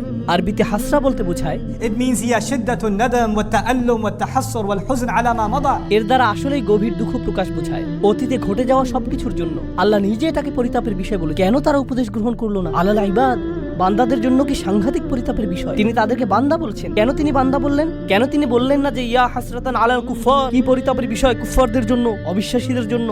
তিনি তাদেরকে বান্দা বললেন। জানেন কেন? কারণ মানব সত্তার গভীরে প্রত্যেক মানুষের সম্ভাবনা রয়েছে আল্লাহর বান্দা হওয়ার। এটা কতটা পরিতাপের বিষয়। এটা তোমার ভিতরেই ছিল। এটা অতিরিক্ত কোনো বিষয় নয় যা তোমাকে বাইরে থেকে আনতে হবে। আমি ইতিমধ্যেই তা তোমার ফিতরাতের মধ্যে দিয়ে দিয়েছি। কেন তুমি এটাকে চালু করলে না? তুমি নিজেই অন বাটন চাপতে পারতে। মা ইয়াতিহিম মির রাসূলিন, এমন কোন রাসূল তাদের কাছে আসেনি। ইল্লা কানু বিহি ইস্তাহজিউন, তারা শুধুই যা করেছে তা হলো তাদেরকে উপহাস। যখনই একজন রাসূল এসেছেন, তারা তাকে নিয়ে উপহাস করেছে। এখন এই আয়াতে আল্লাহ বলেননি যে তারা রাসূলদের হত্যা করেছে অথবা তারা রাসূলদের হুমকি দিয়েছে। তিনি বলেছেন যে তারা রাসূলদের নিয়ে উপহাস করেছে। কিন্তু এর আগে আপনারা শিখেছেন তারা বলেছিল যে তারা রাসূলদের হুমকি দিবে, তারা তাদেরকে অভিশাপ হিসেবে গণ্য করবে। মনে আছে সেটা? কিন্তু এখানে যখন পরিতাপের বিষয়টি আসলো, তিনি বলছেন যে এই আযাবের সম্ভাবনার সূচনা হয়েছে তাদেরকে উপহাস থেকে। যখন একটি জাতি রাসূলদের নিয়ে উপহাস করা শুরু করে, তখন থেকে তাদের ধ্বংসের সময় গণনার জন্য ঘড়ির কাঁটা চালু হয়ে যায়। তাদের ধ্বংসের প্রথম ধাপ হলো মূলত কার্টুনে যেরকম ডিনামাইট বোমার ছবি আঁকা থাকে, যেখানে বুঝতে পারছ, যখন তারা রাসূলদের নিয়ে উপহাস করে এটা শুরু হয়ে যায়। এটাই এখানে বলা হয়েছে রাসূলদের নিয়ে উপহাস করবেন না, কারণ এর অর্থ আপনি নিশ্চিহ্ন হওয়ার জন্য রাস্তা ধরেছেন। এখন যখন আল্লাহ বলছেন কত রাসূল এসেছে কিন্তু তারা ঈমান আনেনি, তারা শুধু উপহাস করেছে। আপনি সূরাটির শুরুতে শিখেছেন ওয়াসাওয়াউন আলাইহিম আনযারতাহুম আম লাম তুনদিরহুম লা ইউমিনুন। ধারণাটি পুনরায় জোরদার হচ্ছে। কি পরিতাপের বিষয়, এত রাসূল এসেছেন কিন্তু মানুষ উপদেশ শুনে না। আলাম ইয়ারাউ কাম আহলাকনা ক্বাবলাহুম মিনাল কুরুন, তারা কি দেখেনি তাদের পূর্বে কত শহর আমরা ধ্বংস করে দিয়েছি, কত জাতি ইতোমধ্যে ধ্বংসপ্রাপ্ত হয়েছে, তারা কি তা দেখে না? তিনি কাকে উদ্দেশ্য করে বলছেন? তিনি রাসূল সাল্লাল্লাহু আলাইহি সাল্লামের সময়ের লোকদের উদ্দেশ্য করে বলছেন এবং বলছেন যে কেন তারা ইতিহাস পর্যবেক্ষণ করে না, কেন তারা দেখে না যে যা রয়েছে তাদের পেছনে। তারা কি দেখেনি? না, তারা দেখেনি, কারণ তাদের পেছনে একটি দেয়াল রয়েছে। তিনি বলেছেন আন্নাহুম ইলাইহিম লা ইয়ারজিউন, তারা তাদের কাছে ফিরে আসবে না। কিছু তাফসীরকারক এই আয়াতটিকে চমৎকারভাবে বিশ্লেষণ করেছেন। চমৎকার একটা বিশ্লেষণ এটা। তারা বলে যে তারা তাদের কাছে ফিরে আসবে না, অর্থ হলো সেই জাতিগুলো যেগুলো ধ্বংস হয়েছে, যেহেতু তারা সম্পূর্ণ নিশ্চিহ্ন হয়ে গিয়েছে আর কেউ রক্ষা পায়নি, তাদের কারোরই সন্তান অথবা বংশ টিকে থাকেনি, তো তোমাদের কেউ বলতে পারবে না যে তোমরা ফেরাউনের বংশধর অথবা লুতের জাতির বংশধর অথবা সালেহ বা শুআইবের জাতির বংশধর। যেহেতু সেই জাতিগুলো সম্পূর্ণ নিশ্চিহ্ন হয়ে গিয়েছিল, তোমরা তাদের কারো কাছে ফিরে যাও না। আপনারা জানেন মানুষ বলে থাকে যে আমার রক্ত রাসূল সাল্লাল্লাহু আলাইহি সাল্লামের বংশে ফিরে যায়। এর অর্থ এই না যে তারা তাদের কাছে ফিরে আসবে না, বরং তোমরা তাদের কাছে ফিরে যাও না, কারণ তাদের ভবিষ্যৎ প্রজন্ম এবং বংশ সম্পূর্ণরূপে নিশ্চিহ্ন হয়ে গিয়েছিল। আন্নাহুম ইলাইহিম লা ইয়ারজিউন। তো তোমরা যখন মনে করো যে তোমাদের ভবিষ্যৎ রয়েছে, তোমরা এত আত্মবিশ্বাসী কেন যে আসলেই তোমাদের ভবিষ্যৎ রয়েছে? আর প্রসঙ্গক্রমে যেহেতু তাদের নামও সম্পূর্ণ মুছে গেছে, হয়তো সেজন্যই আল্লাহ শহরটির নাম উল্লেখ করেননি। এজন্য যদি তিনি তার নাম উল্লেখ করতেনও কেউ তা চিনতেও পারত না, কারণ এর কোনো অস্তিত্ব এখন নেই। একটা নির্ধারিত সময়ে আল্লাহ তাদেরকে ইতিহাস থেকে মুছে দিয়েছেন। তাদের প্রত্যেক অনুসারী, গোটা জাতিটি বিলুপ্ত হয়ে গিয়েছিল, তাই তাদের নাম উল্লেখ করা অপ্রয়োজনীয়। এখন আল্লাহ বলছেন তারা বিলুপ্ত হয়ে গিয়েছে, যার অর্থ ইতিহাসে তারা বিস্মৃত হয়ে গিয়েছে। তারপর তিনি কুরাইশদের সম্পর্কে বলেছেন যে তোমরা নগণ্য একটা জাত, কিন্তু পরের আয়াতে তিনি এই সব কিছুকে একসাথে সংযুক্ত করেছেন। সম্পূর্ণ এই অনুচ্ছেদটি শেষে তিনি বলছেন ওয়া ইন কুল্লুল লাম্মা জামিউল লাদাইনা মুহদারুন, তারা তাদের কাছে ফিরে আসবে না। আর যখন তোমরা মারা যাবে, নিজেদের সন্তানদের কাছেও তোমরা ফিরে আসবে না। তোমাদের প্রত্যেকেই, আমি বলে রাখছি যে তোমাদের সকলকে এবং অন্য সকল প্রজন্মের অন্য সকল জাতির কাফেররা যারা তোমাদের মতো, তাদের সকলকে একত্রিত করা হবে। তবে তাদেরকে একত্রিত করা হবে আমারই সামনে হিসাব প্রদান করার জন্য। ইন কুল্লুল লাম্মা জামিউল লাদাইনা মুহদারুন, এটা আসলে আগের আয়াতের সম্পূর্ণ বিপরীত। কিভাবে? শুধু এটুকু অনুধাবন করুন। আগের আয়াতে আল্লাহ বলছেন যে তারা আর ফিরে আসবে না, একবার যখন চলে যাবে তারা চলেই যাবে। এই আয়াতে তিনি বলছেন আসলে তারা ফিরে আসবে না তোমাদের কাছে, কিন্তু তারা ফিরে আসবে আমার কাছে। আর যখন তারা আসবে, তারা এবং বিভিন্ন জাতি থেকে তোমাদের সকল দূরবর্তী আত্মীয়রা, কারণ তোমরা ফেরাউনের অনুসারীদের আত্মীয়, তোমরা লুতের জাতির লোকদেরও আত্মীয়, এবং প্রজন্ম থেকে আসা তোমরা সকল কাফেররা, আমি তোমাদের সকলকে একত্রিত করব, আর তারপর তোমাদের সকলকে আমার সামনে হাজির করা হবে। ওয়া ইন কুল্লুল লাম্মা জামিউল লাদাইনা মুহদারুন, এটাই সেই হুমকি যা এখন প্রদান করা হলো। ওয়ালাইকুম রাহমাতুল্লাহি ওয়া বারাকাতুহু। আলহামদুলিল্লাহি রাব্বিল আলামিন ওয়া সলাতু ওয়া সালামু আলা সাইয়্যিদিল আনবিয়া'i ওয়াল মুরসালিন ওয়া আলা আলিহি ওয়া সাহবিহি আজমাইন। আম্মা বা'দ, ফাআউযু বিল্লাহি মিনাশ শাইতানির রাজীম। বিসমিল্লাহির রাহমানির রাহিম। আল হাক্কাতু মাল হাক্কাহ ওয়া মা আদরাকা মাল হাক্কাহ। رب اشرح لي صدري ويسر لي أمري واحلل عقدة من لساني يفقهوا قولي آمين يا رب العالمين। আল্লাহ আযজা ওয়া জাল্লা সূরাতুল হাক্কায় সূরাটি শুরু করেন খুবই অদ্ভুত এক প্রশ্ন দিয়ে। বস্তুত এটি একটি বিবৃতি। প্রথম আয়াত শুধু একটি শব্দ আল হাক্কা, যার কয়েকটি অর্থ আছে, কিন্তু খুব সহজে অর্থটাকে এভাবে ভাবতে পারেন রিয়েলিটি বা বাস্তবতা। মাল হাক্কা, বাস্তবতা কি? ওয়া মা আদরাকা মাল হাক্কা, আর কিসে তোমাকে জানাবে যে বাস্তবতা কি জিনিস? সেই প্রশ্নটি করার উদ্দেশ্য হলো আল্লাহ এই সূরাতে দাবি করেছেন যে অধিকাংশ মানুষ বাস্তবতায় বাস করে না। অধিকাংশ মানুষ তাদের নিজস্ব ভার্সন নিয়ে উপস্থিত হয়, কোনটা বাস্তব এবং কোনটা গুরুত্বপূর্ণ, আর সেটাই ঠিক করে দেয় তাদের যাপিত জীবনটি কেমন হবে। তাই আল্লাহ এই সূরায় প্রত্যেকটি মানুষকে চ্যালেঞ্জ জানাচ্ছেন তারা যেন একটু পেছনে সরে গিয়ে আবারও বাস্তবতা নিয়ে একটু চিন্তা করে। আমরা সকালে জেগে উঠি, নিজেদের চেতনা পুনরায় ফিরে পাই, তৎক্ষণাৎ খুবই বাস্তব কিছু কাজ আমাদের সামনে পড়ে। আছে চাকরি, আছে পরিবার, আছে দায় দায়িত্ব, এখন আরও আছে সেহরি। এভাবে বিভিন্ন কাজকর্মে আমরা প্রত্যহ জড়িয়ে পড়ি। দৈনন্দিন কাজকর্ম, এক কাজ শেষ হলে আরেকটা, এরপর আরেকটা। বারবার ঘড়ির দিকে তাকান যেন সময়ের হিসেবটা রাখতে পারেন, যেন দিনের বেলা আপনার যে বাস্তব এবং গুরুত্বপূর্ণ কাজগুলো আছে তা শেষ করতে পারেন। আমরা এসব খুঁটিনাটি দৈনন্দিন কাজে এত বেশি জড়িয়ে পড়ি যে একটু থেমে বড় চিত্রটার দিকে আর দৃষ্টি প্রদান করি না। এটি খুবই কমন একটা প্রবণতা যা সকল মানুষের মাঝে দেখা যায়। আমরা দৈনিক কাজগুলোতে এত বেশি আচ্ছন্ন হয়ে পড়তে পারি যে পেছনে সরে বড় চিত্রটার দিকে আর ভ্রুক্ষেপ করি না, নিজেদের বড় কোনো প্রশ্ন করি না আমার জীবনটা কোন দিকে এগোচ্ছে, কারণ আপনি দৈনন্দিন জিনিসগুলোতে এত বেশি ব্যস্ত। এই ব্যাপারটা এমনকি ব্যবসার দুনিয়াতেও ঘটে।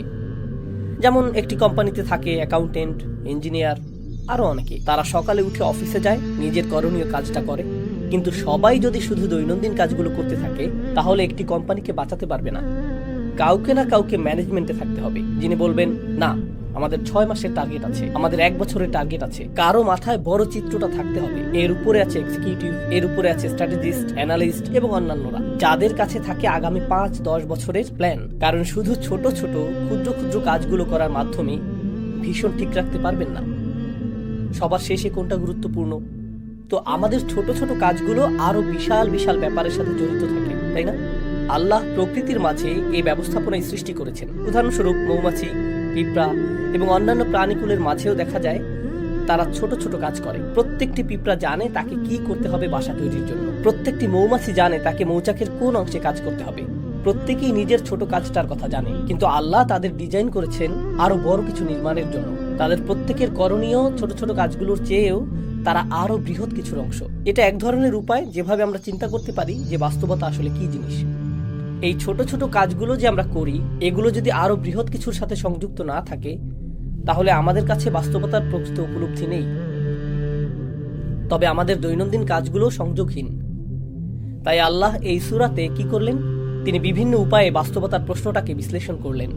আমি এখন যা করব এই 20 মিনিটের কম সময়ে ওই চিত্রগুলোর একটি আপনাদের সাথে শেয়ার করব। যখন আমাদের জীবনের এই সমস্ত ছোট ছোট মুহূর্তগুলোর সমাপ্তি আসবে অতি সত্বর, অথবা পরে এক সময় আমরা মাটির নিচে চলে যাব, এরপর চরম সত্য ঘটনা, চূড়ান্ত বাস্তবতা আরম্ভ হবে। সেই বাস্তবতায় সবকিছু উল্টে যাবে। এখানে এই দুনিয়াতে আমাদের ক্ষুদ্র ক্ষুদ্র কাজগুলো বড় কিছুর দিকে নিয়ে যায়। এভাবেই এই দুনিয়া কাজ করে। আপনি ছোট ছোট কাজ করেন, এমনকি যদি বিশাল কোনো দালান নির্মাণ করতে চান আপনাকে ফাউন্ডেশন দিয়ে শুরু করতে হবে। একটি একটি করে ইট গাঁথতে হবে, একটি করে কাঠের টুকরা, একটি করে পেরেক, অবশেষে তা বড় কিছুতে পরিণত হবে। কিন্তু শেষ বিচারের দিন সবকিছু উল্টে যাবে। প্রথমে বড় কিছু ঘটবে যা ছোট কিছুর দিকে নিয়ে যাবে। এই চিত্রটাই আল্লাহ তুলে ধরেছেন এবং কিভাবে সেদিন প্রকৃত বাস্তবতা অভ্যুদয় হবে। তো আজকের খুতবায় আমি আপনাদের জন্য সংক্ষেপে সেই চিত্রটি আঁকার চেষ্টা করব। সাধারণত খুতবায় আমি একটি বা দুটি আয়াতের উপর ফোকাস করি, কিন্তু ইনশাআল্লাহ কতগুলো আয়াতের সমষ্টির দিকে একত্রে দৃষ্টি দিব।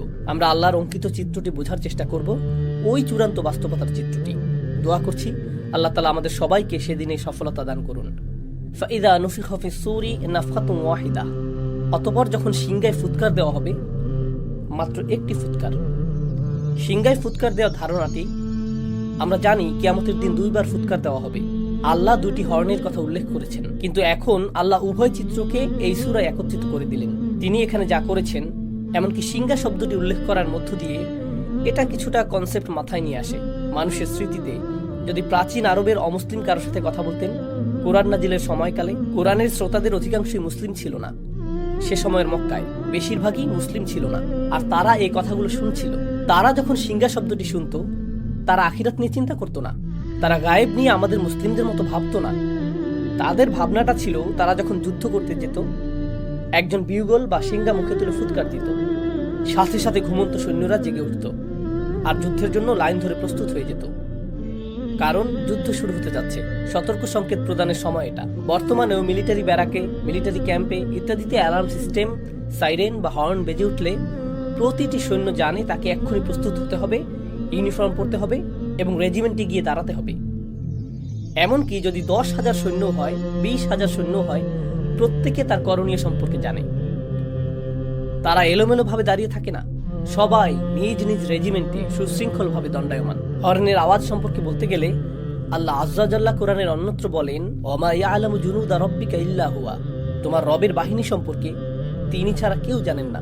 এই হর্ন বেজে উঠলে আল্লাহর সমস্ত সৃষ্টি এমনভাবে আচরণ করবে যেন তারা রিজার্ভ সৈন্য। এই সিগন্যালের অপেক্ষায় ছিল নিজ নিজ পজিশনে প্রস্তুত হতে। সকল সৃষ্টি প্রস্তুত। আল্লাহর সকল ফেরেশতা, আকাশমণ্ডলী, মেঘমালা, পৃথিবী সবাই একই পজিশনে মুভ করবে এই মহা ঘটনা সংঘটনের জন্য, এই উপস্থাপনার জন্য। তো ঠিক এরপরেই আল্লাহ বর্ণনা করেন ফাইদা নুফিখা ফিস-সূরি নাফখাতুন ওয়াহিদা ওয়া হুমিলাতিল আরদু ওয়াল জিবাল। জমিন এবং পর্বতমালাকে উপড়ে ফেলা হচ্ছে, বহন করা হচ্ছে। জমিন এবং পর্বতমালাকে বহন করার ধারণাটা অদ্ভুত, কারণ এখন তারা সবকিছু বহন করে। জমিন আমাকে আপনাকে বহন করে, জমিন আমাদের বাড়ি বহন করে, জমিন সবকিছু বহন করে। আর পাহাড় পর্বত বহন করে বিভিন্ন গাছপালা, পাথর এবং এর উপর স্থাপিত অন্য সবকিছু। তাদেরকে কেউ বহন করে না, তারা সবাইকে বহন করে। আল্লাহ ইতোমধ্যেই এমন একটি দৃশ্য বর্ণনা করেছেন যেখানে আমরা যা কিছুকে বাস্তব ভাবতাম তাকে উল্টে ফেলা হচ্ছে, বিপরীত দিক থেকে উল্টো করে ফেলা হচ্ছে। তো জমিনকে উত্তোলন করা হবে, বহন করা হবে, এর সাথে পর্বতগুলোকেও বহন করা হবে। এটা আরো ইঙ্গিত করে যে আমরা যাকে মনে করতাম এটা সব সময় নিজ স্থানে বর্তমান থাকবে, আমরা যাকে ভাবতাম এর ওজন আছে, দেখা যাচ্ছে এরাই ওজন হারিয়ে ফেলেছে, এদেরকেই তুলে নিয়ে যাওয়া হচ্ছে। ফাদুক্কাতান দাক্কাতাম ওয়াহিদা, আর একই আঘাতে তাদেরকে চূর্ণ বিচূর্ণ করা হবে, ফলে এরা সমান হয়ে যাবে। ধরুন হাতের মধ্যে নরম ভেজা ডো নিলেন, এরপরে সজোরে নিক্ষেপ করলেন, তখন এটা সমান হয়ে যায়। এই ধারণাটাই আল্লাহ বর্ণনা করেছেন যে সমগ্র পৃথিবীর অবস্থা এরকম হবে। তো পৃথিবীর উঁচু নিচে সব হারিয়ে যাবে। কুরআনের অন্যত্র আল্লাহ এভাবে বর্ণনা করেছেন, ওয়াইদাল আরদু মুদ্দাত, যখন পৃথিবীকে টেনে সমান করে ফেলা হবে। অন্য সূরাতে এসেছে যখন সমুদ্রগুলো ফুটতে থাকবে। সূরাতুল কাহাফে তিনি একে বর্ণনা করেছেন সুআইদান জুরুজা হিসেবে, সমতল ভূমি, পিচ্ছিল ভূমি। আর এখানে তিনি বলছেন এটাকে সজোরে নিক্ষেপ করে সমান করে ফেলা হবে। এখন কোনো কিছুকে সমান করে ফেলার অর্থ হলো একটি মাঠ তৈরি করা হচ্ছে। সমগ্র পৃথিবীকে কেন সমতল ভূমিতে পরিণত করে ফেলা হচ্ছে? আয়াতগুলো অগ্রসর হতে থাকলে আমরা দেখব যে একটি দৃশ্য উন্মোচিত হচ্ছে। তিনি বলেন, ফায়াউমা ইদিন ওয়াকাতিল ওয়াকিয়া, ওই দিন আসল ঘটনা সংঘটিত হবে। তিনি ইতিমধ্যেই বলেছেন আল হাক্কা, আর এখন বলছেন আল ওয়াকিয়া। আল ওয়াকিয়া দারুণ আকর্ষণীয় একটা শব্দ, কারণ এটি এসেছে ওয়াকি থেকে। ওয়াকি অর্থ ভারী ওজন। তো আল্লাহ বলছেন সেদিন ভারী ওজনের পতন ঘটনা হবে। এটি অদৃশ্য জগৎ থেকে চূড়ান্ত বাস্তবতা পতিত হওয়ার বা ঘটার এক অভিব্যক্তি। কারণ সত্য সবসময় ওজনদার হয়, সত্য গুরুতর, সত্যের সারবত্তা আছে, আর মিথ্যা হয় ওজনহীন, ফাঁকা। তো আল্লাহ বলছেন তখন ওজনদার সত্য ড্রপ করা হবে, অর্থাৎ তখন চূড়ান্ত বাস্তবতার অভ্যুদয় হবে। অতঃপর ওয়ানশাক্কাতিস সামা, এতক্ষণ যা বলেছি তা পৃথিবীতে ঘটতে থাকবে। সমগ্র পৃথিবীকে সমতল ভূমিতে পরিণত করা হবে। এরপর আল্লাহ বলেন ওয়ানশাক্কাতিস সামা, আকাশকে ছিঁড়ে খুলে ফেলা হবে। ইনশিকাক শব্দটি ব্যবহার করা হয় যখন একটি কাপড় নিয়ে মাঝখান থেকে ছিঁড়ে ফেলেন, মাঝখানটা এখন ছিঁড়া, একে বলা হয় ইনশিকাক। আল্লাহ এই শব্দটি ব্যবহার করেছেন আকাশের অবস্থা বর্ণনা করতে। ওয়ানশাক্কাতিস সামা ফাহিয়া ইয়াউমা ইদিন ওয়াহিয়া, এরপর সেদিন এটা খুলে যেতে শুরু করবে। ওয়াল মালাকু আলা আরজালিহা, আকাশ যখন খুলে যেতে শুরু করবে, এই ফাটলটা যখন আবির্ভূত হবে, আল্লাহ বলছেন তখন ফেরেশতারা, সম্ভবত জিবরিল আলাইহিস সালাম দিয়ে শুরু হবে, কারণ এক বচন ব্যবহার করা হয়েছে, কিন্তু এটা ইসমু জিন্স, যা সবাইকে অন্তর্ভুক্ত করে। যাই হোক, ফেরেশতারা আকাশের ওই উন্মুক্ত অংশে লাইন ধরে থাকবেন। আমি চাই আপনারা গুরুত্ব দিয়ে বুঝুন এখানে কি ঘটছে। প্রাচীন যুগে যখন সেনাবাহিনী কোনো শহর জয় করতে যেত, দেখা যেত যে প্রাচীন শহরগুলোর চারপাশে বিশালাকার দেওয়াল তুলে প্রতিরক্ষা ব্যবস্থা করা হতো। তাদের থাকতো প্রকাণ্ড গেট, তারা গেটগুলো অত্যন্ত মজবুতভাবে নির্মাণ করত, কারণ শত্রুরা তো আর দেওয়াল ভেদ করে আসতে পারবে না, তাদেরকে আসতে হবে গেট ভেঙে। যদি গেট ভেঙে ফেলা হয়, গেট যদি খুলে ফেলা হয়, তার মানে শত্রুপক্ষ শহর জয় করে ফেলেছে। শহরের পতন হয়ে গেলে আগত বাহিনী তথা আক্রমণকারী বাহিনী গেটের পাশে লাইন ধরে দাঁড়িয়ে যায়, সেনাপতিকে স্বাগত জানানোর জন্য বা বিজয়ী রাজাকে স্বাগত জানানোর জন্য, বিজয় উদযাপনের জন্য প্রস্তুতি নেওয়া হচ্ছে, তাই না? আয়াতগুলোর ভাষাতে ঠিক এরকম একটি চিত্র তুলে ধরা হচ্ছে। শুরুতে জমিনকে সমতল করা হচ্ছে, এরপর আকাশকে ছিঁড়ে খুলে ফেলা হচ্ছে। আচ্ছা, আকাশ ছিঁড়ে খুলে ফেলা বলতে কি বোঝানো হচ্ছে? আপনাদের কেউ কেউ সায়েন্সের ছাত্র বা বাচ্চারা যারা সায়েন্স পড়ে জানে যে আকাশ তো খালি জায়গা, এটা তো ফাঁকা। ছিঁড়ে খুলে ফেলা বলতে কি বোঝাচ্ছেন? আল্লাহ এখানে যা বর্ণনা করছেন তা খুব সহজে ডাইমেনশন দিয়ে বুঝতে পারবেন। আমরা আছি দৃশ্যমান ডাইমেনশনে, যেখানে আমরা একে অপরকে দেখতে পাচ্ছি, আমরা ভাবছি এটাই বাস্তব। কিন্তু ঠিক এই মুহূর্তে আমাদের সাথে ফেরেশতারা আছেন। ঠিক এই মুহূর্তে কিরামান কাতিবিন, মর্যাদাবান ফেরেশতারা আমাদের সব কিছু লিখে রাখছেন একটি খাতায়। এটি এমনকি কালি দিয়ে লেখা হচ্ছে না, এটি কিতাবুম মারকুম, পেজগুলোতে সেলাই করা হচ্ছে। কারণ কালির ক্ষেত্রে যদি পানি পড়ে লেখাগুলো অস্পষ্ট হয়ে যেতে পারে, বা আঙুল দিয়ে ঘষা দিলেও দাগ পড়ে যেতে পারে। কিন্তু লেখা যদি সেলাই করা হয়, আমরা যাকে বলি এমব্রয়ডারি, আমাদের কাজগুলোকে পাতাগুলোতে এমব্রয়ডারি করে নথিভুক্ত করা হচ্ছে। কিতাবুম মারকুম, আরবিতে এর নাম রকম। এভাবেই রেকর্ড করা হচ্ছে। এটা ঠিক এখনই ঘটছে, কিন্তু আমরা তা দেখতে পাচ্ছি না, কারণ এটা ঘটছে একটি পর্দার উপরে। এই পর্দার নাম হলো গাইব, গাইবের পর্দা। এজন্য গাইবের ধারণাটা কি ঘটবে বিচার দিবসে। ফাকাশাফনা আনকা গিতাআক, সূরা কাফে যেমন এসেছে। তিনি বলেছেন, আমি পর্দা সরিয়ে দিয়েছি, তোমার সামনে যে পর্দা ছিল তা আমি সরিয়ে দিয়েছি। অতএব এই মুহূর্তে চোখের সামনে একটি পর্দা আছে, যা আমাকে অদৃশ্য জগৎ দেখতে বাধা দিচ্ছে। ঠিক একইভাবে যখন কোনো ডাক্তারের কাছে যান, ওনারা যখন এক্সরে করেন, তারা এক্সরে মেশিনের ভেতর দিয়ে এমন কিছু দেখেন যা আমি আপনি এই মুহূর্তে দেখতে পাচ্ছি না। একটি লেন্স থাকে, একটি ডিভাইস থাকে, যা অদৃশ্য পর্দা দূর করে দেয়। ফলে আপনি শরীরের ভেতরের জিনিসও দেখতে পাচ্ছেন, যা অন্যথায় দেখা সম্ভব ছিল না। একই ব্যাপার মিলিটারি প্রযুক্তিতেও দেখা যায়। তারা থার্মাল গগলস পরিধান করে, যেটা দিয়ে আপনি দেয়াল ভেদ করে দেখতে পাবেন যে অন্য পাশে কতজন লোক আছে, বা এরকম কিছু। তো ধারণাটা অনেকটা এরকম। আল্লাহ বলছেন, অদৃশ্যের পর্দা ছিঁড়ে খুলে ফেলা হচ্ছে। অদৃশ্যের ওপরে কি আছে? ফেরেশতারা, অদৃশ্য জগৎ। তারা তখন দৃশ্যমান জগতে প্রবেশ করতে থাকবেন। তখন প্রথমবারের মতো মানবজাতি ফেরেশতাদের দেখতে পাবে। শেষ বিচারের দিন আকাশ ছিঁড়ে যে গেটটি খুলে ফেলা হয়েছে, আল্লাহ বলছেন ফেরেশতারা ওই গেটের সকল পাশে লাইন ধরে উপস্থিত হবেন। ওয়াল মালাকু আলা আরজাইহা ওয়া ইয়াহমিলু আরশা রাব্বিকা ফাওকাহুম ইয়াওমাইযিন সামানিয়া। এবং আরশ, আল্লাহর রাজ সিংহাসন, সেদিন বহন করা হবে 8 জন দিয়ে। এই 8 জন কারা, সে বিষয়টা আল্লাহ বর্ণনা করেননি, কিন্তু মুফাসসিরগণ বলেন ওনারা 8 জন বিশেষ ফেরেশতা, যারা আল্লাহর আরশ বহন করার দায়িত্বে নিয়োজিত।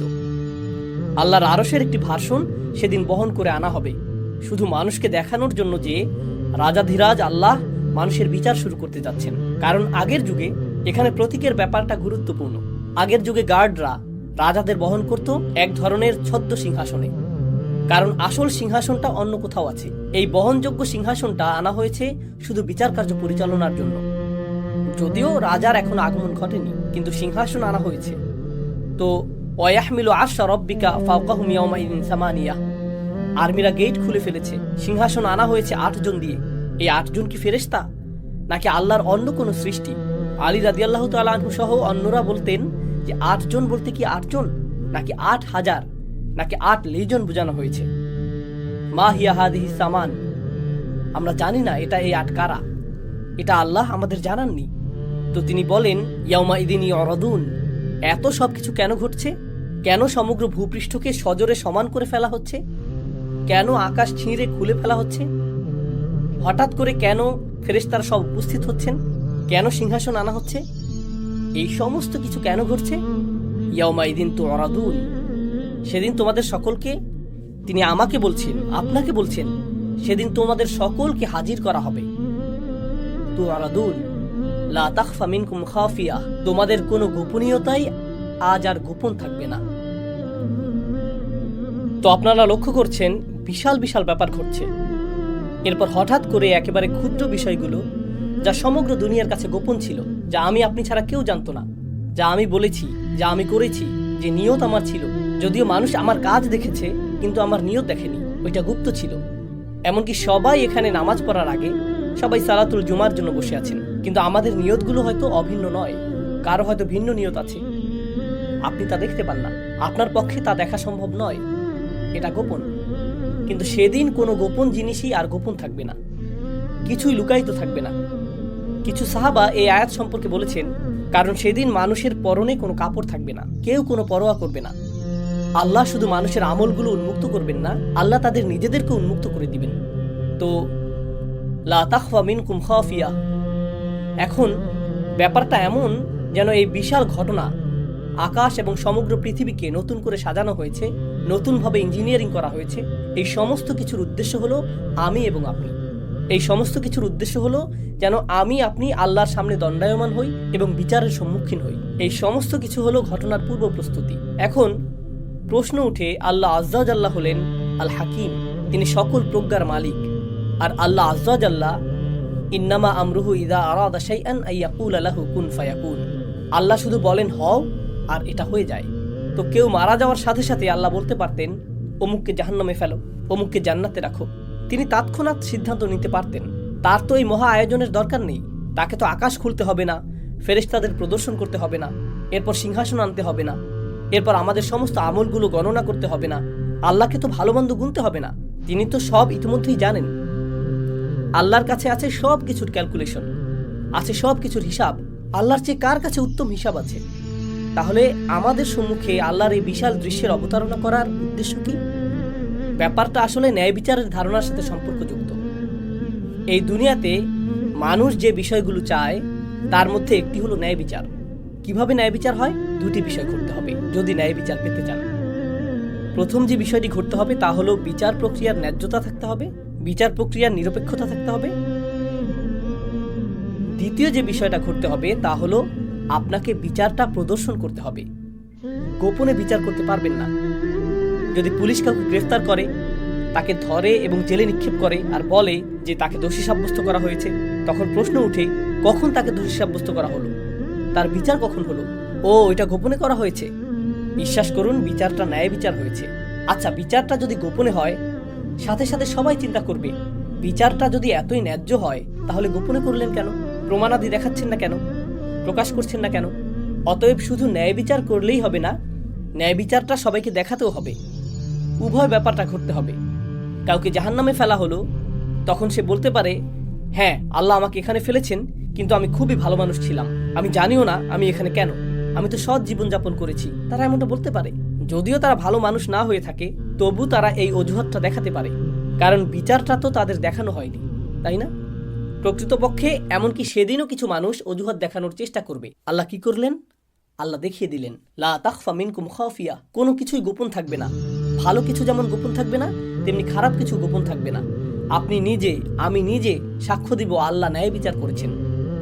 এটি একটি ন্যায্য বিচার। এখানে কোনো অন্যায় করা হয়নি, কারো প্রতিই না। ফামান ইয়ামাল মিসকালা যাররাতিন খায়রান ইয়ারাহু ওয়া মান ইয়ামাল মিসকালা যাররাতিন শাররান ইয়ারাহু। অনুপরিমাণ ভালো কাজ এবং অনুপরিমাণ খারাপ কাজও আপনি নিজেই দেখতে পাবেন। এটাই মূল কারণ। এত বিশাল আয়োজন করা হবে এই জন্য যে যেন আল্লাহ প্রদর্শন করতে পারেন বিচারটা কত ন্যায়ানুগ হয়েছে। আমার আপনার চোখের সামনেই এটা ঘটবে। এটা সেই মহাবিচারের প্রস্তুতি। এখন কিছু সময়ের জন্য একটু কল্পনা করুন, আমরা বিভিন্ন ইভেন্টে যোগ দিই। কেউ ঈদ পার্টির আয়োজন করলো, এটা একটা ইভেন্ট। চলুন আরো বড় কোনো ইভেন্টের কথা চিন্তা করি। নতুন প্রেসিডেন্টের শপথ অনুষ্ঠান হবে বা নতুন প্রধানমন্ত্রী নির্বাচন করা হয়েছে, তখন অনুষ্ঠান করা হয়, উদ্বোধনী অনুষ্ঠানের আয়োজন করা হয়, জাতীয় উৎসবের একটি দিন। বিশাল এক ব্যাপার। যখন বিশাল কিছু হয় তার জন্য প্রস্তুতিটাও হয় অনেক বড়। আল্লাহ এত ব্যাপক প্রস্তুতি নিচ্ছেন, এত প্রকাণ্ড আয়োজন। কত যে আয়াতে এই ইভেন্টের প্রস্তুতির কথা এসেছে। সিঙ্গার আওয়াজ থেকে শুরু করে আকাশ ছিঁড়ে ফেলা, ফেরেশতাদের সারিবদ্ধ হয়ে দাঁড়িয়ে যাওয়া, সিংহাসনের আগমন, এই যে এত বিশাল আয়োজন আমার কৃতকর্মগুলো হিসেবের জন্য, আপনার কৃতকর্মগুলো হিসেবের জন্য। আল্লাহর কাছে আমাদের কর্মগুলো এতটাই গুরুত্বপূর্ণ, অথচ আমরা মনে করি আমাদের কৃতকর্মগুলো ছোটখাটো বিষয়। মনে আছে আমি যে শুরুতে বলেছিলাম এই জগতে ক্ষুদ্র ক্ষুদ্র বিষয়গুলো বড় কিছুর দিকে নিয়ে যায়। আর বিচার দিবসে কি হবে? সেদিন বিশাল বিশাল ব্যাপারগুলো ঘটবে আমার আপনার একেবারে ক্ষুদ্র ক্ষুদ্র আমলগুলোর হিসাব নিকাশের জন্য। তাই আমাদের মুখ থেকে নির্গত হওয়া কোনো শব্দকে আমরা ছোট করে দেখি না, আমাদের কৃত কাজগুলোকেও আমরা হালকাভাবে দেখি না। এটাই মূল কারণ। অতঃপর তিনি সুবহানাহু ওয়া তাআলা বলেন, ফাআম্মা মান উতিয়া কিতাবাহু বিয়ামিনিহি ফায়াকুলু হা উমুকরাউ কিতাবিয়া। মাত্র 2 মিনিট বাকি আছে, তাই সংক্ষেপে তুলে ধরব। আপনারা নিজে নিজে পড়ুন, ইনশাআল্লাহ এর থেকে উপকৃত হবেন। তিনি বলেন, আর যার আমলনামা তার ডান হাতে দেওয়া হবে, যে কেউ যাকে তার আমলনামা ডান হাতে দেওয়া হবে, আল্লাহ আমাদের সবাইকে তাদের অন্তর্ভুক্ত করুন। তো কেউ যখন তার ডান হাতে নিজ কৃতকর্মের খাতাটি পাবে, আল্লাহ বর্ণনা করেন, হা উম হা উম। হা উম মানে এদিকে আসো এবং গ্রহণ করো। হা উমের একটি অর্থ হলো এখানে আসো এবং নাও। আপনারা বিচার দিবসের বর্ণনা আগেও শুনেছেন। সেদিন কেউ কারো কোনো খবর রাখবে না। ইয়াউমা তারাউনাহা তাদহালু কুল্লা মুরদিআতিন আম্মা আরদাআত। এমনকি মা যিনি তার বাচ্চাকে দুধ খাওয়াচ্ছেন জাস্ট তাকে ফেলে দিবে, জাস্ট তাকে কোল থেকে ফেলে দিবেন। এতটা ভয়ঙ্কর বিচার দিনের বর্ণনা। ইয়াফিরুল মারউ মিন আখিহি ওয়া উম্মিহি ওয়া আবিহি ওয়া সাহিবাতিহি ওয়া বানিহি ওয়া সাহিবাতিল্লাতী তুইহি। আপনি আপনার মা থেকে পালাবেন, বাবা থেকে পালাবেন, ভাই থেকে, স্বামী স্ত্রী থেকে, আপনি আপনার সমগ্র গ্রামবাসী থেকে পালাবেন, পরিচিত সকল মানুষ থেকে। তাদের দেখলেই উল্টো দিকে পালিয়ে যাবেন, কারো ব্যাপারে কোনো পরোয়া করবেন না। বস্তুত লাউ ইয়াফতাদি মিন আযাবি ইয়াউমা ইযিম বিবানিহ, এই আয়াতের কয়েকটি আয়াত পরে আল্লাহ বলেন ওমান ফিল আরদি জামিআ সুম্মা তুনজিহি, সেদিন মানুষ বলবে ইয়া আল্লাহ, দরকার হলে অন্য সমস্ত মানুষ আদম আলাইহিস সালাম হতে শুরু করে শেষ পর্যন্ত যত মানুষ আছে সবাইকে জাহান্নামে ফেলেন, কিন্তু আমাকে বাঁচান। এটাই সেদিন তারা বলবে ওমান ফিল আরদি জামিআন সুম্মা ইনজিহ। সেই দিনে কিছু মানুষ ডান হাতে তাদের আমলনামা পাবে। এতে তারা যে কতটা খুশি হবে, তারাই একমাত্র গ্রুপ যারা শুধু নিজেদের জন্য খুশি হবে না, তারা ঘুরে ঘুরে নিজের আমলনামা বন্ধুদের দেখাবে, পরিবার পরিজনকে দেখাবে।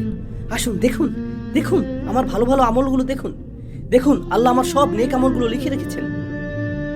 প্রশ্ন হলো, জানি বেশি সময় নিয়ে নিচ্ছি, শুধু আর অল্প কয়েক মিনিট নিব। দোয়া করছি আমরা যেন আমাদের আমলনামা ডান হাতে পাই। এমনকি যদিও আমার আমলনামা ডান হাতে পাই, এতে তো শুধু ভালো কাজগুলো লিপিবদ্ধ থাকবে না।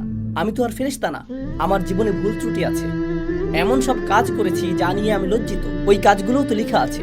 যখন এরকম ভালো এবং খারাপ উভয় ধরনের কাজগুলো লিপিবদ্ধ থাকবে সমগ্র জীবনের, কাউকে কি আমি দেখাতে চাইবো? সে তখন পৃষ্ঠা উল্টিয়ে বলবে, আরে এটা কি, তুমি এই জঘন্য কাজটাও করেছো? তাহলে লোকটা নিজের আমলনামা অন্যদের কেন খুশি মনে দেখাতে চাইবে? যদিও খাতাটাতে নেক আমলগুলো লেখা আছে, কিন্তু আরও আছে খারাপ কাজগুলো। ব্যাপারটা আসলে কোরআনে বর্ণিত মাগফিরাতের ধারণার সাথে সম্পৃক্ত। যদিও খারাপ কাজগুলো মুছে দেওয়া হয়নি, খারাপ কাজগুলো আসলে ঢেকে দেওয়া হয়েছে, আচ্ছাদিত করা হয়েছে। আপনি বুঝতে পারবেন, আগের দিনে বাচ্চারা কলম দিয়ে কিছু লিখতো, লেখাটা ভুল হলে তারা সাদা রং দিয়ে ঢেকে দিত, এর উপর আবার লিখত। লেখাটা দেখে বোঝা যেত এখানে কিছু একটা ঢেকে দেওয়া হয়েছে। ব্যাপারটা ঠিক এরকম। আপনি বুঝতে পারবেন আমার কিছু কিছু কর্ম ঢেকে দেওয়া হয়েছে। আপনি তখন খুশিতে নেচে উঠবেন, আমি যে কত ভুল করেছি, আর আল্লাহ আমার অগণিত ভুলগুলো সাদা রং দিয়ে ঢেকে দিয়েছেন, আর ভালো ভালো আমল দিয়ে তা পরিবর্তন করে দিয়েছেন। দেখুন আল্লাহ আমাকে কতটা মায়া করেন, আল্লাহ আমাকে কত শতবার ক্ষমা করেছেন, আল্লাহ কতটা দয়াবান। আবার এমন কিছু আমল থাকবে, কাজটা আপনার কাছে খুবই ক্ষুদ্র মনে হয়েছিল, খুবই সামান্য সাদাকা, নগণ্য কাজ। একজনকে সামান্য সাহায্য করেছিলেন, কারো দিকে তাকিয়ে মুস্কি হেসেছিলেন, রাস্তায় কারো প্রতি দয়া দেখিয়েছিলেন, কারো সাথে শুধু সুন্দর কথা বলেছিলেন, সামান্য কিছু। আপনি এ নিয়ে চিন্তাও করেননি। নিজের আমলনামা খুলে দেখেন ছোট্ট কাজটা বিশাল এক অধ্যায়ে পরিণত হয়ে গেছে। অসামান্য মূল্য, এটার পর্বত সম মূল্য। ইয়া আল্লাহ, কিভাবে এটা এত গুণে বৃদ্ধি করে দিলেন, কিভাবে ছোট্ট আমলটাকে প্রকাণ্ড আমলে পরিণত করে দিলেন। নিজের খাতাটা দেখে আপনার তখন খুশির শেষ নেই। আপনি তখন চারিদিকে ঘুরে ঘুরে, কোরআনের অন্যত্র যেমন এসেছে ওয়ায়ানকালিব ইলা আহলিহি মাসরুরা, সে তার স্বজনদের কাছে সানন্দে ফিরে যাবে। এটাই বিচার দিনের একটি চিত্র। এটাই হা উমুকরাউ কিতাবিয়া ইন্নী যানানতু আন্নী মুলাকিন হিসাবিয়া ফাহুয়া ফি ঈশাতির রাদিয়া। আমি জানি সময় শেষ হয়ে গেছে, অন্তত এই অংশটা। ডান পাশের মানুষেরা, ওনাদের নিয়ে আমি দ্রুত কয়েকটি কথা শেয়ার করতে চাই। সে বলবে, আমি নিশ্চিত জানতাম যে আমাকে আবার হিসাবের সম্মুখীন হতে হবে। হিসাব শব্দটি, হিসাবিয়ার অনুবাদ হলো অডিট। অডিট মানে প্রতিটি আইটেম সম্পর্কে জিজ্ঞেস করা হবে। এটা কি, এখানে কি করেছো তুমি, এখানে রাত 2টায় কি করছিলে, অমুক দিন কি করেছো, শুক্রবার রাতে কি করেছো, এখানে কি হচ্ছে, প্রতিটি আইটেম। আমি ভীষণ ভয়ে ছিলাম আল্লাহ আমাকে প্রতিটি বিষয় নিয়ে জিজ্ঞেস করবেন। এখন যেহেতু আমি আমার খাতাটা দেখতে পাচ্ছি, আমি দেখতে পাচ্ছি আল্লাহ আমার প্রতি সদয় আচরণ করেছেন, আল্লাহ আমার হিসাব সহজ করেছেন। তো এখন সে বলছে, খাতাটা হাতে পাওয়ার পর সে দেখতে পাচ্ছে আল্লাহ কতটা সহজ করেছেন।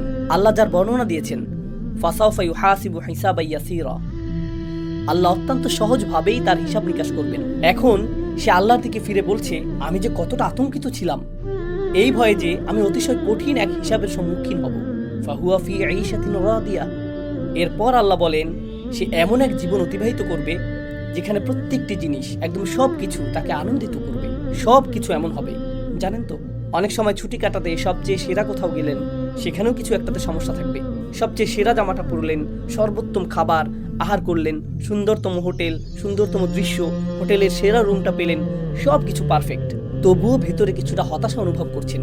কোনো চিন্তা, কোনো সমস্যা, কোনো একটা বাজে স্মৃতি, কিছু একটা আপনার মাথায়, খাবারটা, কিছু একটা আপনার মাথায়, খাবারটা আসলে এতটা সুস্বাদু লাগছে না, কারণ কিছু একটা এখনো অনুপস্থিত। কারণ সম্পূর্ণরূপে সন্তুষ্ট হওয়া, পুরোপুরি সুখী হওয়া, এটাকে প্রায় অসম্ভব মনে হয় মানুষের জন্য। সম্পূর্ণরূপে, পুরোপুরি, সকল দিক থেকে সুখী হওয়া অসম্ভব। সব সময় কিছু না কিছু থাকবেই যা এই সুখটাকে হ্রাস করে দিবে, অল্প পরিমাণে, কিছুটা ক্ষুদ্রাকারে। লাকাদ খলাকনাল ইনসানা ফি কাবাদ। আল্লাহ জান্নাতের জীবনটাকে যে কতটা মুবালাগা সহকারে বর্ণনা করেছেন, কতটা অতিরঞ্জন সহকারে বর্ণনা করেছেন। তিনি বলেননি মানুষটা সুখী হবে, বরং তিনি বলেছেন জীবনটা নিজেই তৃপ্তিকর হবে। তিনি বলেননি ফাহুয়া রাদিন ফি আইশাতিল জান্নাহ, সে জান্নাতের জীবনে পরিতৃপ্ত হবে, বরং তিনি বলেছেন ফাহুয়া ফি আইশাতিন রাদিয়া, যা খুবই অদ্ভুত ইস্তিআরা, যা ইঙ্গিত করছে জান্নাতের প্রতিটি অংশ, জান্নাতের প্রতিটি অভিজ্ঞতা আপনাকে একেবারে সম্পূর্ণরূপে পরিতৃপ্ত করে দিবে, সম্পূর্ণরূপে সুখী করে দিবে, প্রতিবার শতভাগ তৃপ্তি এনে দিবে। ধরুন কাউকে একটু উপহার দিলেন, সে অতি কষ্টে একটু হাসি দিয়ে বলবে থ্যাংক ইউ। কি পছন্দ হয়নি? জি হয়েছে, আমি আসলে অনেক চাপে আছি। আপনি তখন কি লাভ হলো? তোমাকে উপহার দিলাম আর তুমি এখনো মুখ কালো করে আছো। তোমাকে খুশি করা অসম্ভব, এই জীবনে এটা সম্ভব না। আপনি সম্পূর্ণরূপে পরিতুষ্ট হতে পারবেন না। ফাহুয়া ফি আইশাতিন রাদিয়া ফি জান্নাতিন আলিয়া কুতুফুহা দানিয়া। প্রতিজ্ঞা করছি এটাই শেষ কথা। মহান আল্লাহ বলেন তারা সুউচ্চ উদ্যানে অবস্থান করবে, তারা একটি সুউচ্চ উদ্যানে অবস্থান করবে। কোরআনের অন্যত্রও আল্লাহ উদ্যানের কথা বলেছেন, কিন্তু এখানে তিনি শুধুমাত্র উদ্যানের কথা বলছেন না, তিনি এটাকে বলছেন সুউচ্চ উদ্যান। বিষয়টা কৌতূহল জাগ্রতকারী, কারণ আলিয়া শব্দটি আক্ষরিক এবং রূপক উভয় অর্থেই ব্যবহৃত হতে পারে। এর মানে কি? এটি হবে এমন একটি বাগান, এটি শুধুমাত্র সুউচ্চই না, এর ফলে আপনি চমৎকার একটা ভিউ পাবেন। এটি হলো একটি আর্থ। আর আমরা জানি যে যখন আপনি দর্শনীয় কোনো স্থানে যান, যখন আপনি পাহাড়ের চূড়ায় ওঠেন, আপনি যদি কখনো হাইকিংয়ে গিয়ে থাকেন অথবা গাড়ি চালিয়ে দূরে কোথাও যান যেখানে চমৎকার ভিউ রয়েছে, যেই মুহূর্তে আপনি চমৎকার কোনো ভিউ দেখতে পান, নিজের ভেতরে একটা প্রশান্তি লাভ করেন। সেখানে দাঁড়িয়ে পরিবেশটা অনুভব করতেই ভালো লাগে। এমনকি আপনি যখন গাড়ি চালিয়ে দূরে ভ্রমণ করেন, কোথাও কোথাও দর্শনীয় কিছু স্থান থাকে যেখানে আপনি কিছুক্ষণের জন্য রাস্তার পাশে গাড়ি পার্ক করেন। যদিও আপনার তাড়া থাকে, কিন্তু আপনি বলেন শুধু এক মিনিট, এক মুহূর্তের জন্য দৃশ্যটা দেখে নেই, এক মুহূর্তের জন্য দৃশ্যটা দেখে নেই। সকলেই আমরা থেমে যাই। আর আপনি যখন উঁচু কোনো স্থানে অবস্থান করেন, তখন কিছুটা সাকিনা অনুভব করেন। আল্লাহ বলছেন জান্নাতিন আলিয়া। প্রত্যেকবার যখন আপনি বাইরে তাকান, আপনার হৃদয়ে প্রশান্তি যুক্ত হতে থাকে, স্বস্তি যুক্ত হতে থাকে। এর দ্বারা এটাও বোঝায় যে জান্নাতে যত দূর দেখা যাবে সবই হবে আপনার, আপনি এর চূড়ায় থাকবেন। আর যত দূর দেখা যাবে সব দিক থেকে এটা হবে আপনার রাজত্ব। ফাহুয়া ফি জান্নাতিন আলিয়া। তবে এর আরও অর্থ রয়েছে। এটা এমন উদ্যান যা হবে অত্যন্ত অভিজাত। আপনারা হয়তো এরকম কথা শুনেছেন, এরা উঁচু স্তরের মানুষ, এদের অবস্থান অনেক উঁচুতে, এরা উঁচু সমাজের মানুষ। আপনি যদি সমাজের উঁচু স্তরে অবস্থান না করেন, তারপরেও যদি উঁচু স্তরের কোনো বিবাহ বা অনুষ্ঠানের নিমন্ত্রণ পান, আপনি সেখানে প্রবেশ করেন আর ভাবেন ওয়াও, এই স্থানটি কল্পনা তুল্য, জানি না এর জন্য উপযুক্ত পোশাক পরেছি কিনা, আমার তুলনায় স্থানটি অনেক বেশি জাঁকজমকপূর্ণ, আমি কোনো কিছু নষ্ট করতে চাই না, আমি কি এখানে বসতে পারবো? সোফাটি অনেক দামি মনে হচ্ছে, আর জানি না এখানে থাকতে পারবো কিনা। তো আপনি অস্বস্তি বোধ করেন, কারণ এটা অতি উঁচু স্তরের, অতি অভিজাত। উদাহরণস্বরূপ, আপনি পরিপাটি কোনো জাদুঘরে গেলেন যেখানে লেখা থাকে স্পর্শ করা নিষেধ। এমনকি স্পর্শ করা নিষেধ লেখা না থাকলেও আপনি যখন কোনো বিলাসবহুল অট্টালিকাতে প্রবেশ করেন, স্পর্শ করা নিষেধ কথাটি আপনি নিজের ভেতরেই অনুভব করেন। আমাকে সতর্ক হতে হবে, আমি কি জুতা খুলে প্রবেশ করব? আমি কি ওখানে যাব? আপনি তখন অতিরিক্ত সতর্ক থাকেন। কিন্তু আপনি যদি অতিরিক্ত সতর্ক থাকেন, আপনি অস্বাভাবিক বোধ করবেন, কারণ আপনি তাল মিলিয়ে চলতে পারছেন না। তো আল্লাহ সেখানে কি করবেন? আল্লাহ আপনাকে তৎক্ষণাৎ স্বাভাবিক বোধ করাবেন। তিনি বলেছেন কুতুফুহা দানিয়া, ফলগুলো আপনার কাছে চলে আসবে এবং তৎক্ষণাৎ তা আপনার সামনে পরিবেশন করা হবে। সুবহানাল্লাহ। তো আপনার মনে হবে না যে আপনি অস্বস্তিকর অবস্থায় রয়েছেন। না না না, আপনাকে সেই স্থানের প্রতি সম্মান প্রদর্শন করতে হবে না, বরং সেই স্থানটি আপনাকে সম্মান প্রদর্শন করবে। কুতুফুহা দানিয়া। তিনি বলেছেন কুলু ওয়াশরাবু হানিয়াম বিমা আসলাফতুম ফিল আইয়ামিল খালিয়া। এখন খাও এবং পান করো তৃপ্তি সহকারে, নিশ্চিন্তে উপভোগ করো, রিল্যাক্স। কোরআনের অন্যত্র আল্লাহ জান্নাতের এমন কাপের কথা উল্লেখ করেছেন যা থেকে পানীয় উথলে পড়ছে, অর্থাৎ পানীয় ছিটকে পড়ছে কিনা সেটাও আপনি লক্ষ্য করছেন না। এটা লক্ষণীয় কোনো বিষয় হবে না। আপনারা একে অপরের সাথে খেলা করবেন, আপনারা হাসি ঠাট্টা করবেন, খেলা করবেন, তখন সকলে মিলে খাবার উপভোগ করবেন, একে অপরের সঙ্গ উপভোগ করবেন। আল্লাহ বিচার দিবসের এই দৃশ্যপটটি উল্লেখ করেছেন। বিচার দিবসের ঠিক পরের অবস্থা, তখন মানুষ অত্যন্ত আতঙ্কিত থাকবে এই জন্য যে সে হিসাবের সম্মুখীন হবে। ফাহুয়া ফি আইশাতিন রাদিয়া ফি জান্নাতিন আলিয়া কুতুফুহা দানিয়া কুলু ওয়াশরাবু হানিয়াম বিমা আসলাফতুম ফিল আইয়ামিল খালিয়া। সেই দিনগুলো যা অতিবাহিত হয়ে গিয়েছে, যা শূন্য হয়ে গিয়েছে, প্রতিনিয়ত এই দিনগুলো শূন্য হয়ে যাচ্ছে। আপনি একদিন পেছনে ফিরে যেতে পারবেন না, আপনি এক সপ্তাহ পেছনে ফিরে যেতে পারবেন না। গত কয়েকদিনের কথা চিন্তা করুন, আমরা হিসাব রাখতে পারছি না, সময় এত এত দ্রুত এগিয়ে যাচ্ছে। তো এই দিনগুলো হবে এরকম, আপনি পেছনে ফিরে তাকাবেন আর জীবনকে মনে হবে এটা যেন একটা বোতল যা দ্রুত শূন্য করা হয়েছে। আল্লাহ এই ধারণাটিকেই এখানে বর্ণনা করেছেন। এর উদ্দেশ্য হলো যাতে আপনি এবং আমি উপলব্ধি করতে পারি যে এই পৃথিবীতে আমাদের হাতে যে কয়েকদিন সময় রয়েছে, আসুন এর সর্বোত্তম ব্যবহার করি, যাতে আমার আমলনামাটি এমন কৃতকর্ম দিয়ে পরিপূর্ণ করতে পারি যার ফলে আমরা তা উন্মুক্ত করে অন্য একজনকে দেখাতে পারবো যে দেখো আমি কত চমৎকার কাজ করেছি, আর আল্লাহ আমার প্রতি অসম্ভব করুণা করেছেন। আল্লাহ আজ্জা জাল্লাহ আমাদের সকলকে ডান দিকের অধিবাসীদের অন্তর্ভুক্ত করুন, যারা ডান হাতে আমলনামা গ্রহণ করবেন। আর মহান আল্লাহ আমাদেরকে মিলিত করুন তার জান্নাতে, চমৎকার সুউচ্চ সেই উদ্যানে। বারাকাল্লাহু লি ওয়া লাকুম ফিল কুরআনিল হাকীম ওয়া নাফা'নি ওয়া ইয়্যাকুম বিল আয়াতি ওয়া যিকরিল হাকীম।